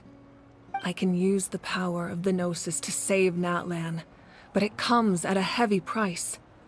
The Gnosis would drain all the souls and memories from the Night Kingdom and weave them into a giant net, which would surround the ley lines and protect them against abyssal corrosion. Wait, you can use souls to weave a net? But does that mean... Yes. It means sacrificing those souls in the process. Souls are just another form of life. The cruelty of this method is self-evident. The Night Kingdom not only houses the souls of the dead, but also our memories and legends. Using the Gnosis means converting all three into material for the net, erasing our history and culture. Even then, the net can still become corroded. If we cannot find a way to repair the damaged ley lines before that happens, then all those sacrifices are for nothing. Given the enormity of the price, it's a solution I refuse to consider right now. I want us to win, but I also care about how we win, and what that means for us in the end. Now it's true, both plans come at a risk, but after weighing our options, this is our best bet. Natlan is unique among the nations of Teyvat. Given the ever-looming threat of the Abyss, the Pyro Archons had to account for the worst-case scenario. Having a contingency plan is our duty, not just to the people of Natlan, but to all who live on this continent. Still, this has always been a well-kept secret. I'm very curious how the captain learned this information. Oh, one more thing? The captain said he found another way to solve the problem. Could be equally as extreme, though. Without the Gnosis, he should have no other option. But I see no reason for him to lie. Seems like our only path forward is to track him down, so he can answer that question for us.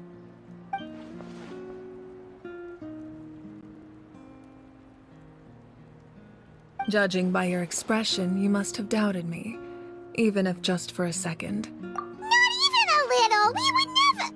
Wait, what are you talking about, Traveler?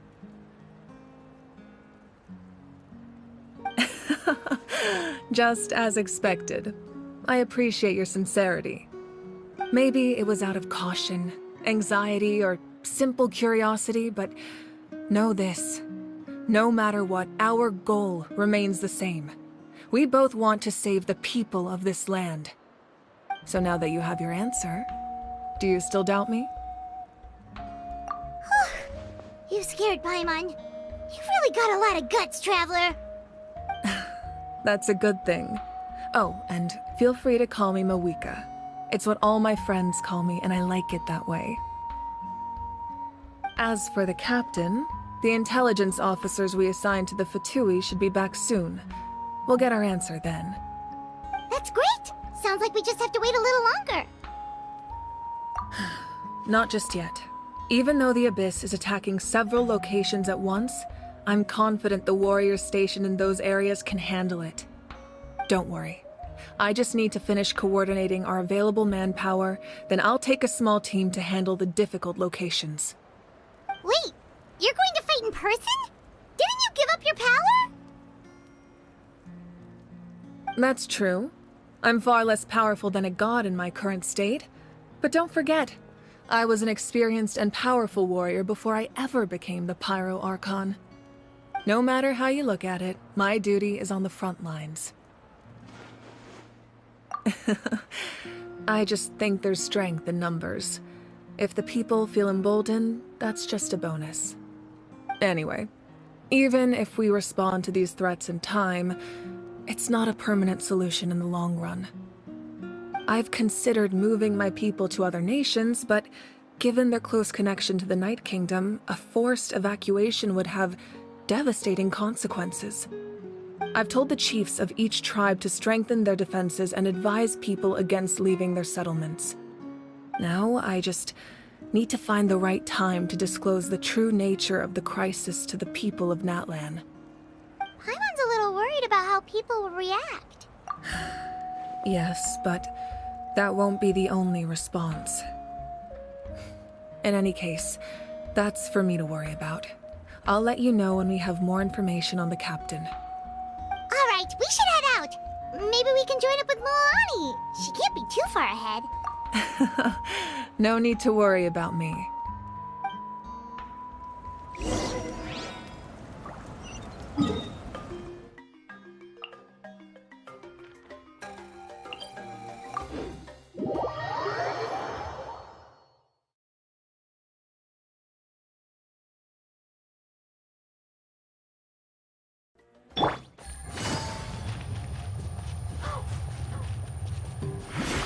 Take it easy.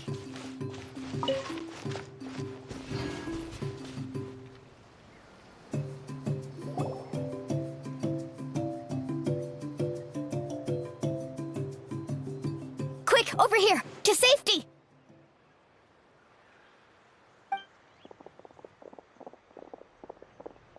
Kachina, how many people do you have left?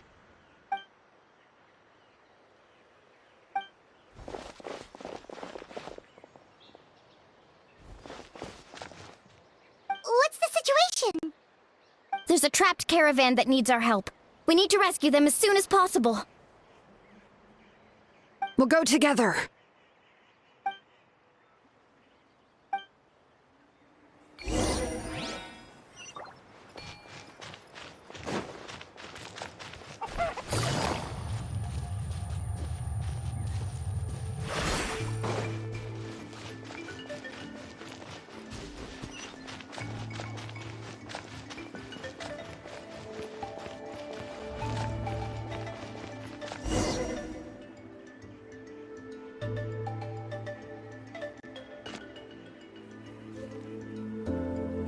Stay safe. We've got this.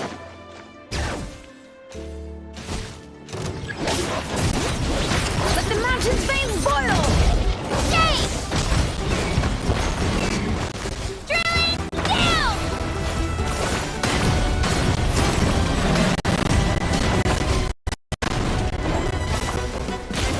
Let's shred, Darky!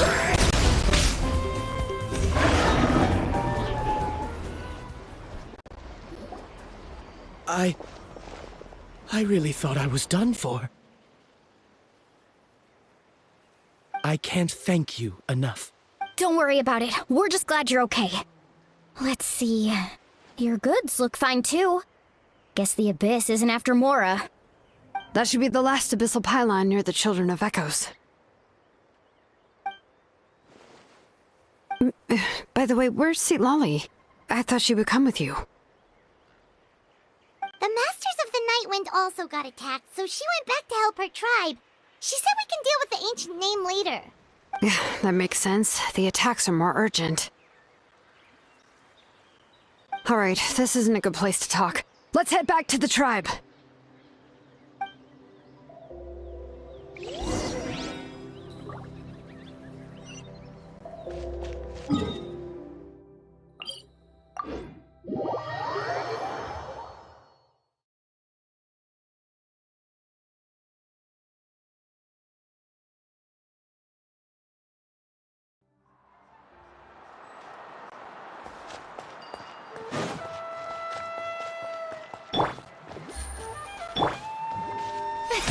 The show begins!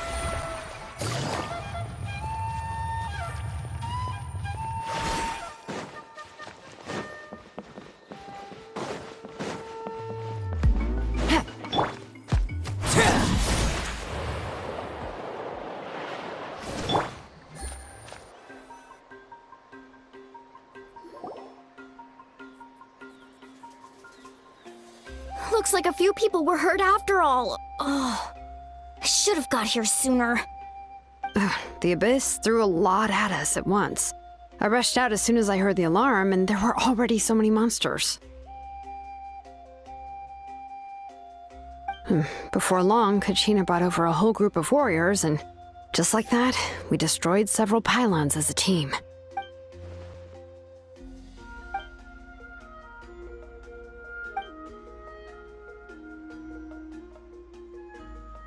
You mean the situation in the Night Kingdom, right?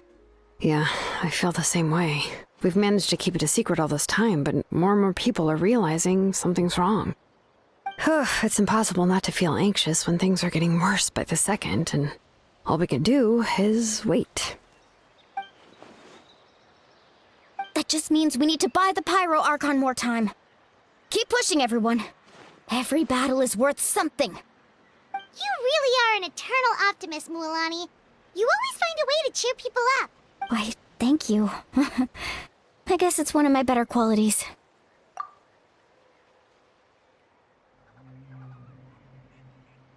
So, specifics aside, the Pyro Archon confirmed the Gnosis can resolve the crisis, but it comes at a huge price. And somehow the captain finds out about it, goes to fight the Pyro Archon, and calls her out for having a solution but refusing to use it. Honestly, if he has the same information as us, I can't really blame him.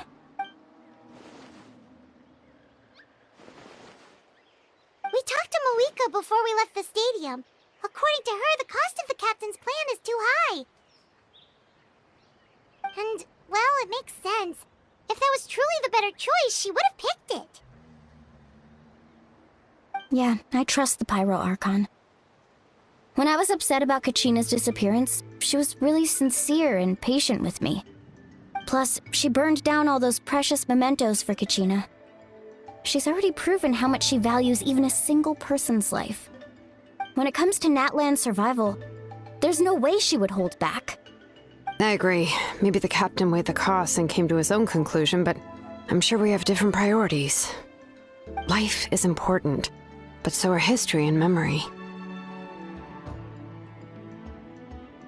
As the Archon, she can't tell us everything, but it seemed like she wasn't holding anything back this time. The next question is, if the captain found a new way to save Natlan, how come the Pyro Archon has never heard of it?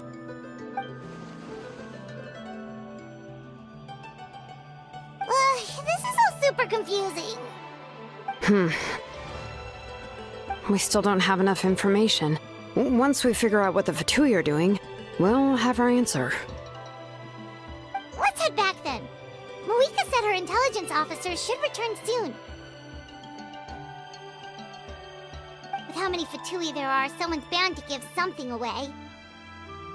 Sounds good. I have a few theories of my own. With a bit more information, we just might get to the bottom of the whole thing.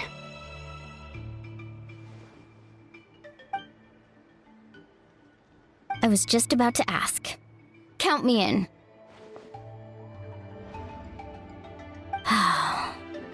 If I was just a bit faster, we could have prevented a few people from getting hurt. People who could help us in the next battle. It's all a chain reaction. Register? Nah. I'll just follow you around. You know, go where you go, do what you do.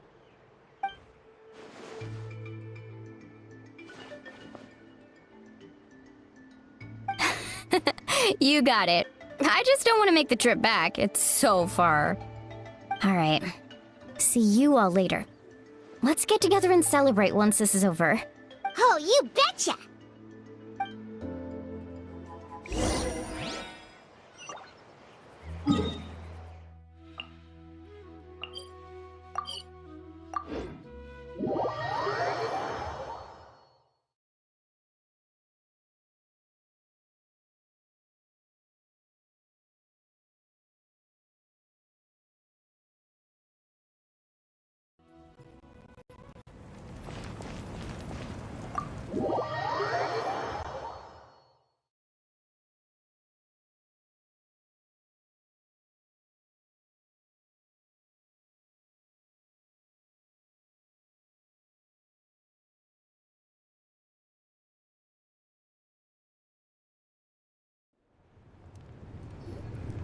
Moika! Oh, Chatsuka and Koichi are here!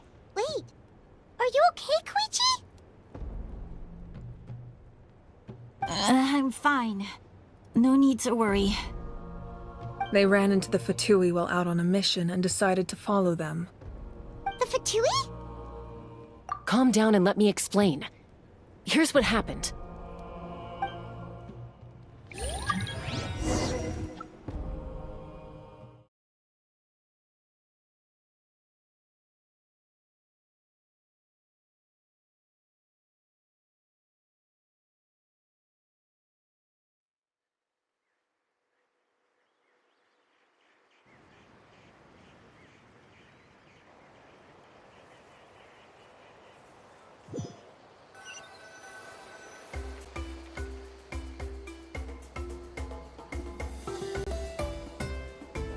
Watch out. It's the Fatui. Were they attacked by the Abyss? No, wait. It looks like they're protecting a group of travelers. Over there. Do you see? You're right. That's a traveling group from Natlan. Could they be trading for something? Let's keep observing for now. We're glad you're okay. Given the appearance of abyss monsters all over Natlan, you should cancel your journey and seek shelter at the stadium or one of the tribes. Thank you so much. I wish there was something we could give you. We don't expect anything in return. We were out on a mission and saw you being attacked. It was our decision to help. If you truly wish to repay the favor, you can keep this a secret. If anyone asks, just say you were saved by warriors from Natlan. Oh, okay. We can do that. But... We're not asking you to cover up our activities. We haven't done anything illegal. Our captain simply wishes to remain undisturbed. Nonetheless, the decision remains yours. If we wanted to keep you quiet, we would have employed a harsher method. Got it. We'll get going now. Did you hear that? They mentioned a captain. Isn't that who the Pyro Archon is looking for? Exactly. We could be onto something big. Still, there was no trade. They were just helping people in need. I didn't sense an ulterior motive. I didn't believe the captain when he said he wanted to save Natlan. But based on what we just saw, it's possible he was telling the truth. Maybe we've been wrong about the Fatui this whole time. It's too early to say. Let's follow them and see what's really going on.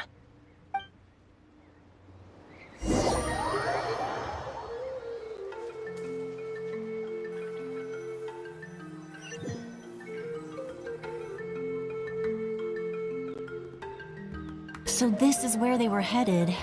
Looks tricky. It's heavily guarded on all sides. Koichi, wait for me here. I'll go in and check it out. Oh, no you don't. How are you planning to get through all the guards? Look, I can use this terrain to my advantage. With our tribe's special way of getting around, I doubt they'll see me coming. We still can't see anything on the inside. What if you can't find cover? You won't have anyone to watch your back if you go in alone. The more heavily guarded the location, the more valuable the secrets. Even if the captain isn't here, we can still figure out what the Fatui are planning. That intel is worth the risk. Fine. You're not gonna listen to me anyway, so let me come with you. That's even more risky. You've been running around saving people for days. You're already at your limit. I'm confident I can protect myself. I'm not sure you can say the same. At least right now. I can. You really believe that? Fine, don't believe me. But you can't honestly tell me infiltrating a heavily guarded Fatui hideout all on your own sounds more reasonable. You know, growing up, even if I insisted on doing something, it never gave you any trouble. I'm not sure you can say the same. All right. If we start arguing, this will never end. We can't let this opportunity go to waste. Guess that means I win. Don't worry, you're not the only capable young person from our tribe. I can handle this. All right, same plan as usual. We split up, communicate with hand signals, make sure our blind spots are covered, and support each other once we strike. Got your ropes? Yeah, let's go.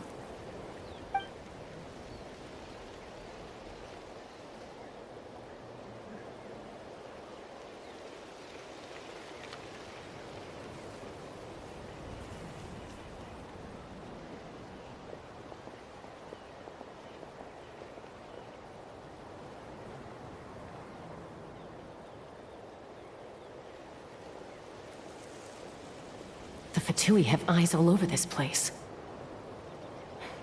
I should wait for Koichi's signal.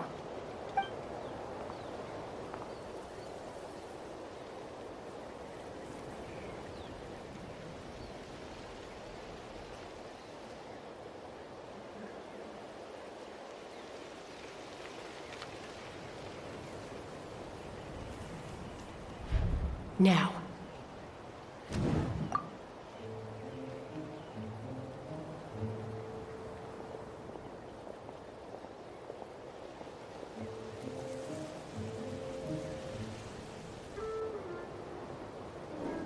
Not sure how many chances I'm gonna get.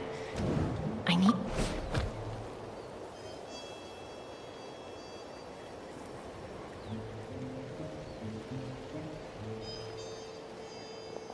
Good. I made it without getting caught. I should get to that platform over there. But it's guarded by the Fatui. Koichi should have line of sight. I'll wait for her signal.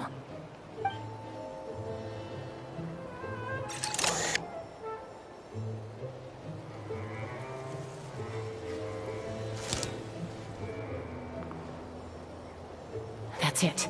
Now's my chance.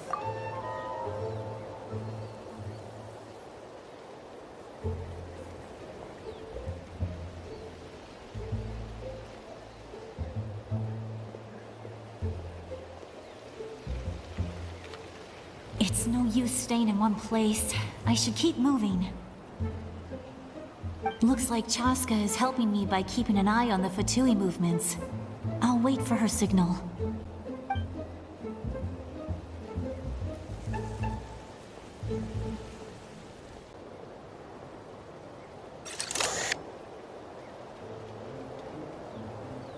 Time to move.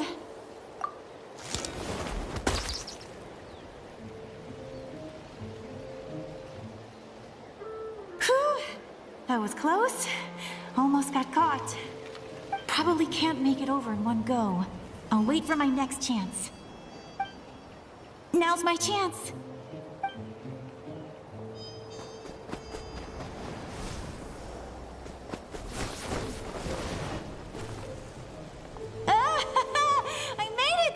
That'll show my sister.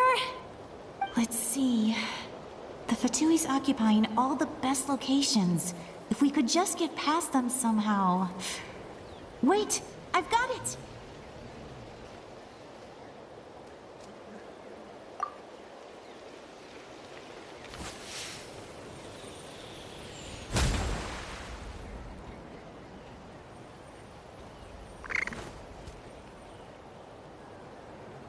Huh? What's that noise? Did something explode? Oh! It stings! What the heck is that? What do you think you're doing? I could ask you the same thing! Good, they're arguing. Looks like they just needed an excuse. They've probably had enough of this job already. The people on the hill over there left to help their comrades. This is our chance.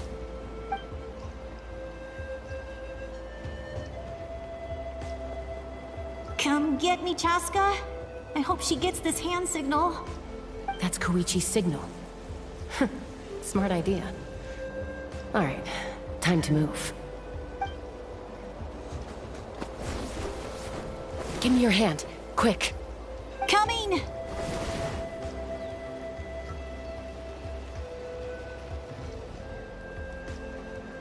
I checked, and this way is completely clear. It should lead us to the deepest part of this place.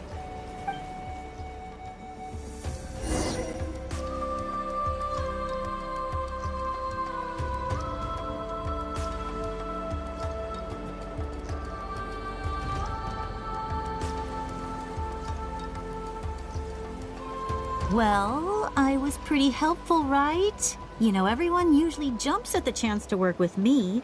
Not my own sister, though. No, she avoids me like her life depends on it. I was wrong, Koichi. You've done well. Wait, you're just gonna admit it? Now I look like the mean one. Let's focus on the task at hand. We're in the heart of enemy territory. The more time we waste, the more dangerous this becomes. All right. If you're not gonna take the bait, then I'll drop it. Looks like the Fatui are here to dig something up. I'm surprised they mobilized this many people. I doubt it's because they're interested in our culture and history. It seems like they're looking for a dragon relic called the Source Mechanism. The device is ancient. Barely any information survives to this day. And even people from Natland don't know how to use it. Why would this be the Fatui's target? Not bad. Looks like it's in good shape. This should be what our Lord's looking for. Took us long enough. Come on, let's get this thing back. Back? Back where? Should we keep following? You really want to keep going? Of course. We make a good team, don't you think? No reason to stop now. What was that sound?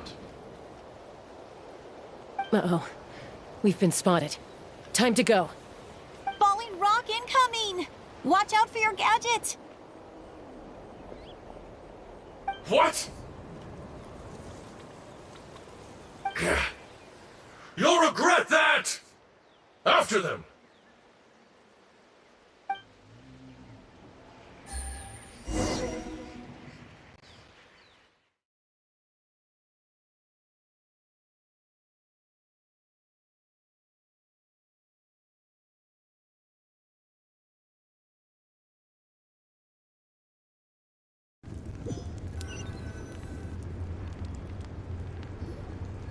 Once we got them off our tail, we went back to observe some more.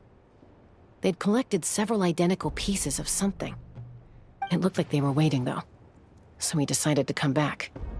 So, Koichi got injured trying to get them off your tail? She pushed herself too hard and collapsed on the way back to the stadium.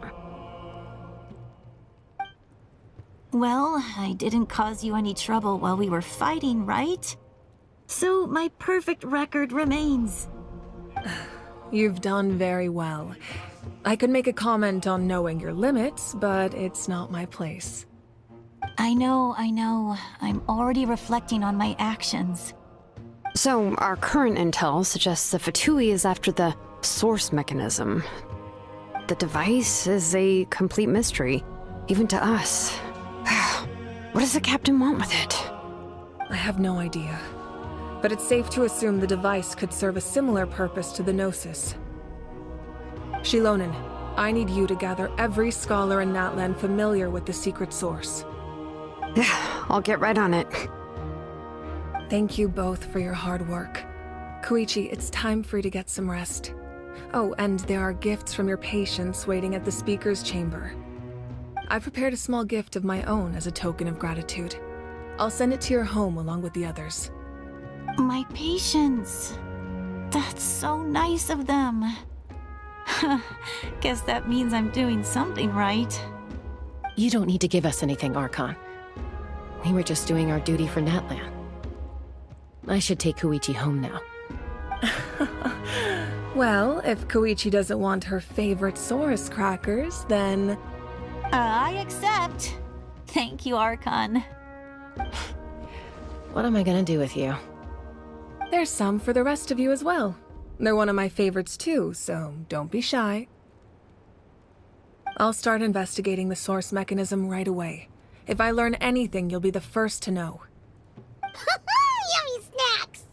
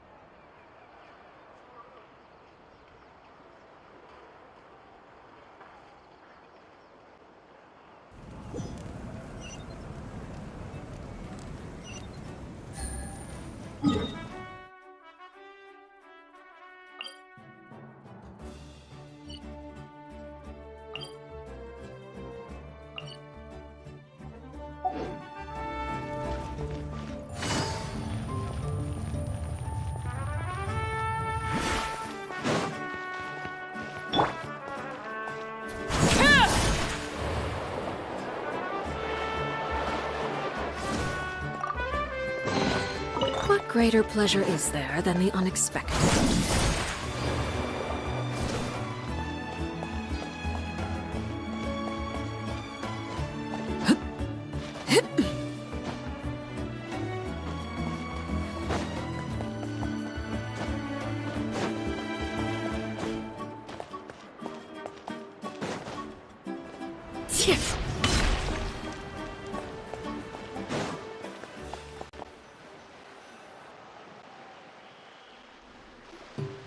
What's next for you two?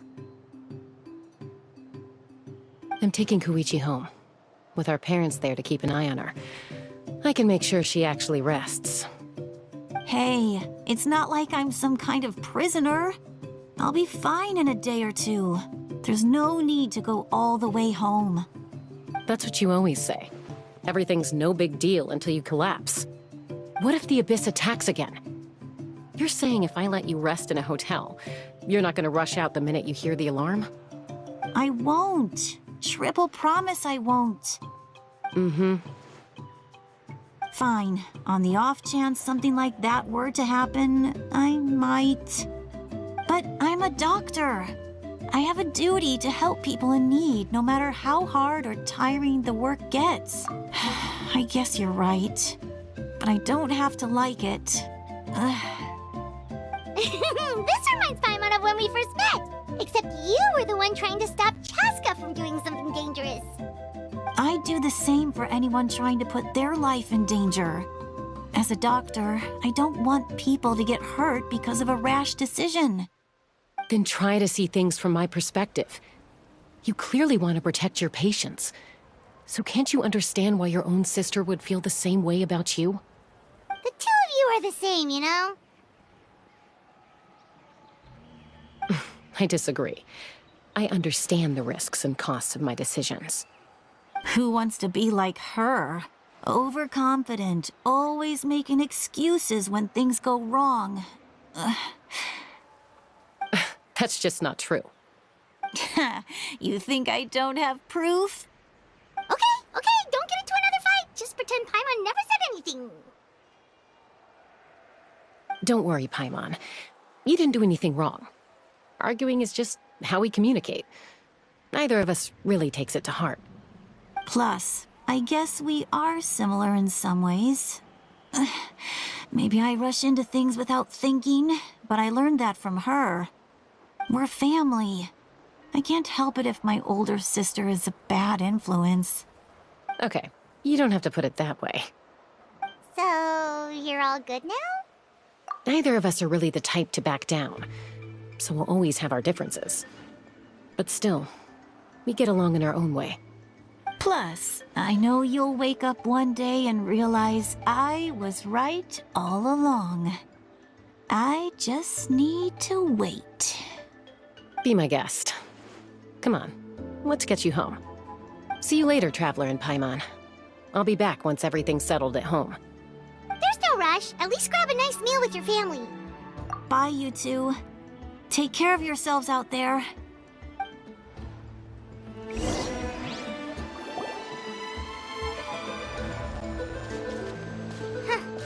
Those two will probably make up for real at some point, right? Well, we've learned a lot. Let's go over everything that we know so far.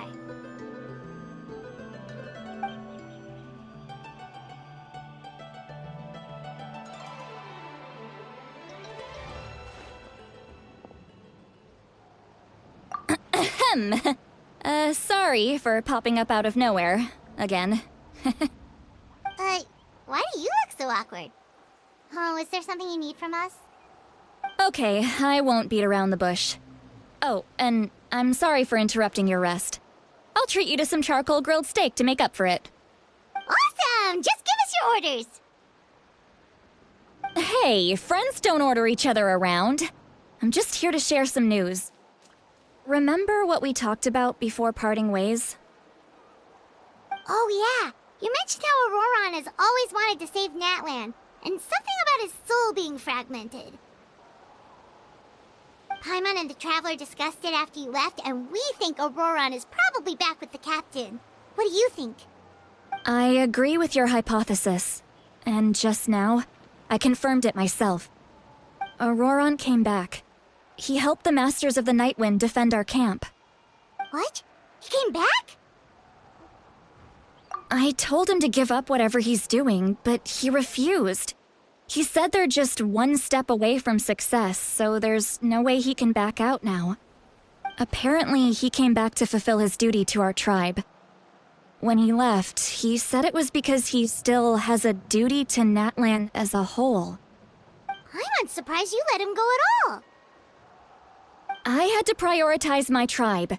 Besides, the situation was intense. I couldn't focus on outside and inside threats at the same time. Plus, he was on guard. He knew I would try to go after him, so he made sure to keep his distance. I kept an eye out for a good opportunity, but it never came.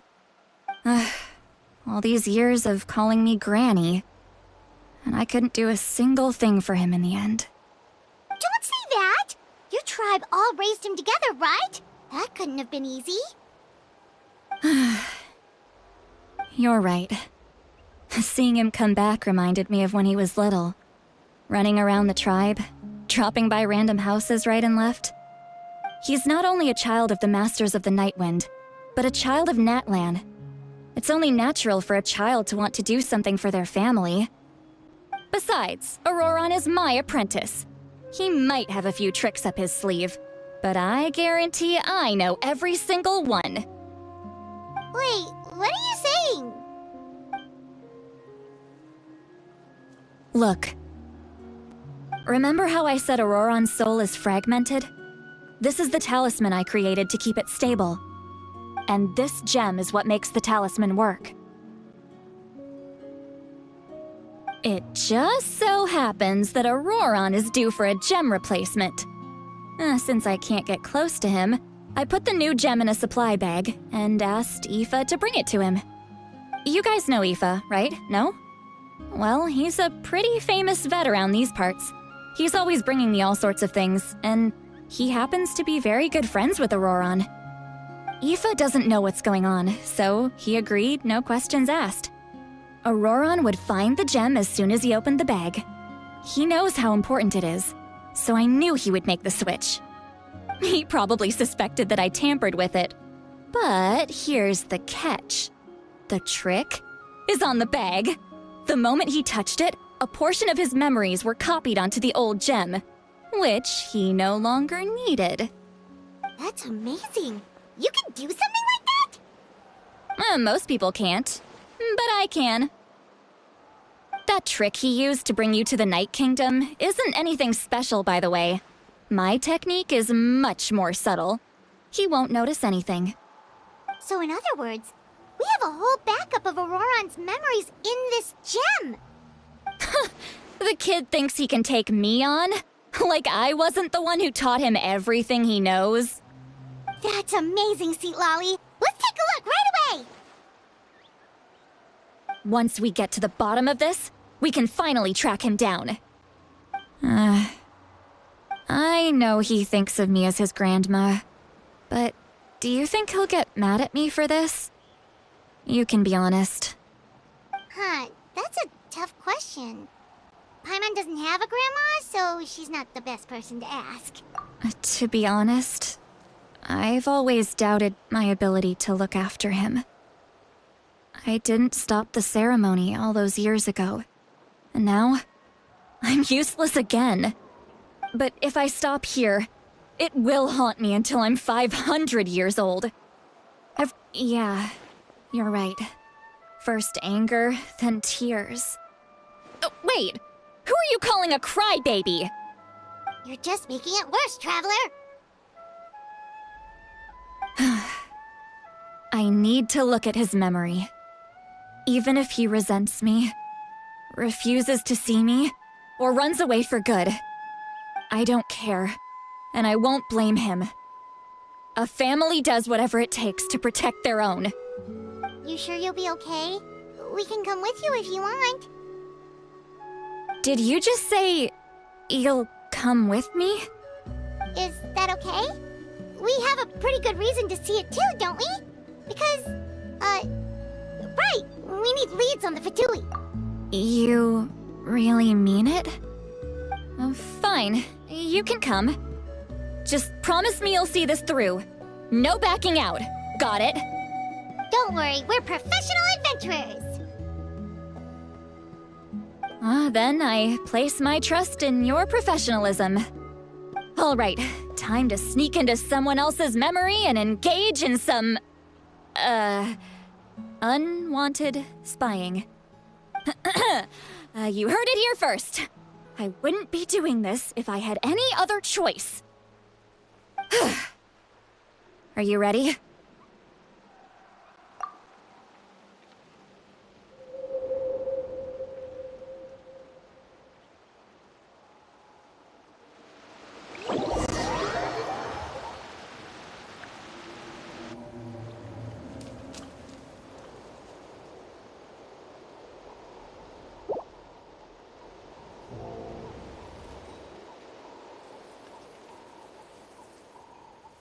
Look how good you're doing. You'll grow into nice big radishes in the future. And you? Aoife says you're taking up too much space, but I think you're a good tree. What do you think? Hey! How's it going, Auroron? Good. How are you, Uncle Okanbi? Can't complain. What you up to? Naming your vegetables again? No, just some idle conversation. Sounds fascinating. What did they say? They told me you were coming and that you would take some produce with you. Only if you're offering. By the way, I ran into Aoife yesterday. He told me Chaska's fostering a saurian at his place. Said the thing trampled over a part of your radish garden. I hope you two didn't get into a huge fight. No, don't worry. I'll find a way for him to make it up to me. I've already wrapped your share of the produce. Here you go. You really knew I was coming. That's pretty amazing. Light up the smoke and you can see the path through the shadows. That's what everyone says. Hey, have you seen that strange group of people that just appeared out of nowhere? Appeared out of nowhere? I don't think so. It's the Fatui. Their leader seems like a big deal. He didn't bring many men with him, but they're all elite warriors. It seems like they're looking for someone, but I wouldn't go around asking too many questions. If you run into them, be careful.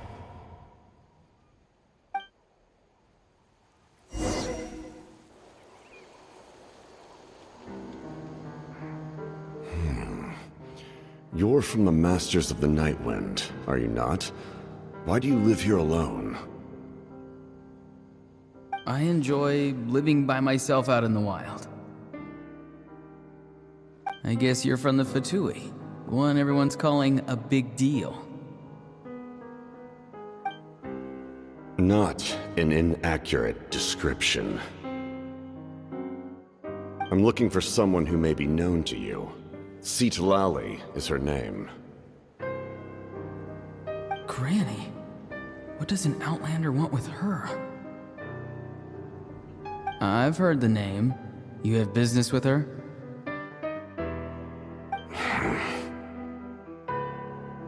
There's no point to further questioning if you insist on hiding things from me. I shall seek answers elsewhere. Oh, he could tell I was lying and now he's leaving? He gave up just like that? Hey! At least tell me why you're looking for Citlali. It's none of your concern. I have my own means of tracking her down. Why are the Fatui looking for her? What does she have to do with them? I can't just let them go like this. I have to figure out what they're planning.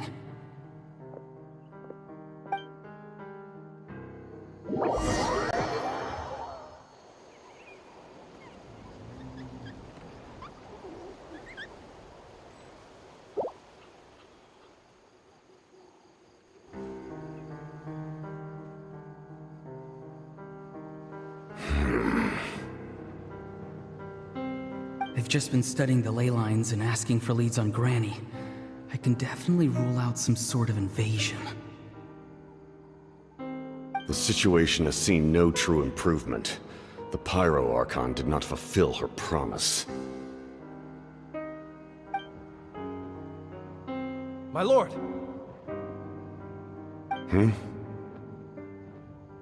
Ignore him. He is no threat. He knows I'm following him, but he doesn't seem to care. He's strong, I can tell. But there's something unusual about him and also familiar in some way. I can't describe it.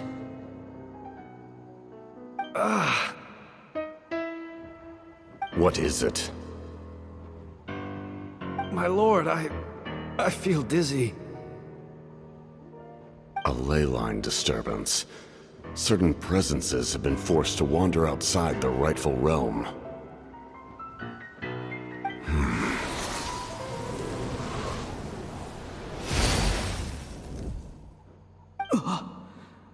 That was a spell from the Masters of the Nightwind. How did he know that? Is he sending those escaped souls back into the ley lines?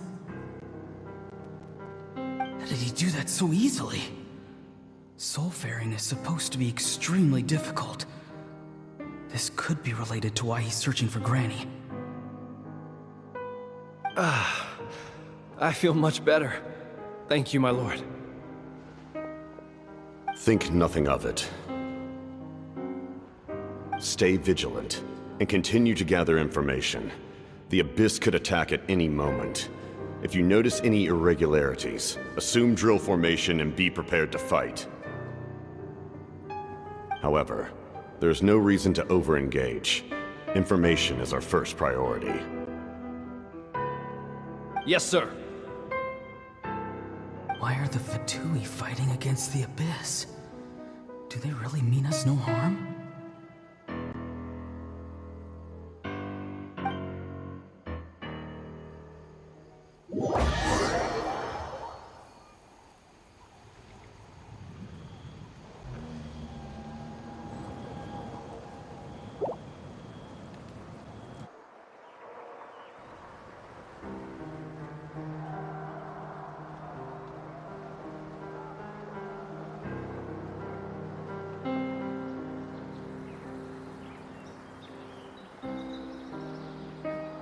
I've been following him this whole time and still they ignore me? Do they really not care?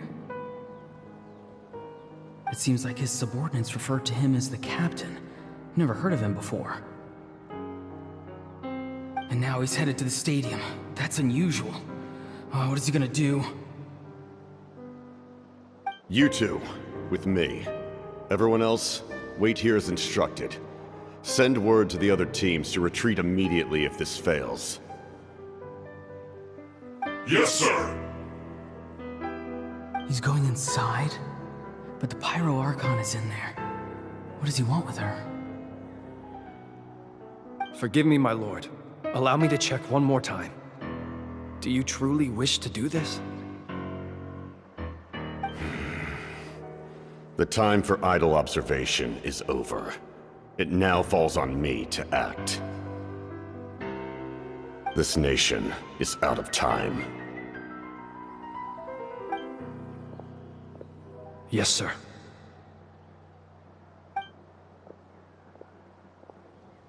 He just walked straight into the stadium. What is he gonna do?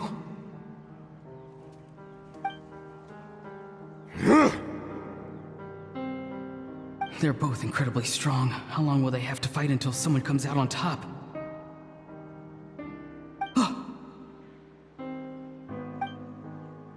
Wait, this feeling. Just like the other day near the ley lines, it's faint, like a soul's trying to escape. Where is it coming from? Is that why he's looking for Granny? If he dies here, then all clues will be lost. I can't let that happen.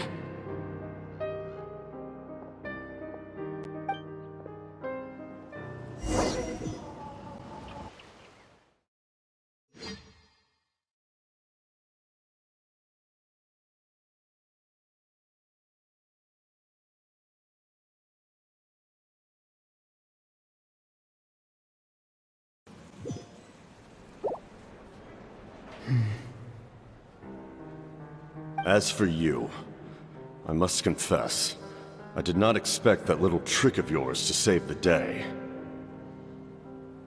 No matter how dense the fog, as long as the sun remains, we cannot turn day into night.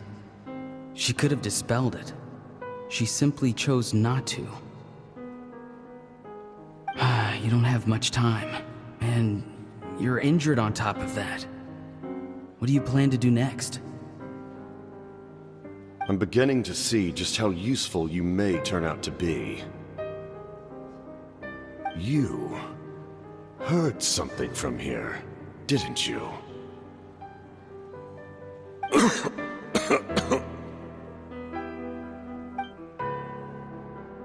No need to force yourself. I've never seen anyone match the Pyro Archon in battle before. I didn't expect you to intervene at such a critical moment. You know I've been following you. Why didn't you stop me? When walking in the forest, it is only natural to encounter wild beasts. However, not every beast has the courage to come out and bite. And yet, one of those very beasts saved your life. Then speak. What do you want? I didn't save you because I wanted something. My soul is more perceptive than others. I can sense that the ley lines are extremely weak. I don't know what the Pyro Archon is planning. Can she really save us? The questions you asked her just now, well, I've had very similar doubts. So I felt like I had to help you. Quite a reckless decision to make.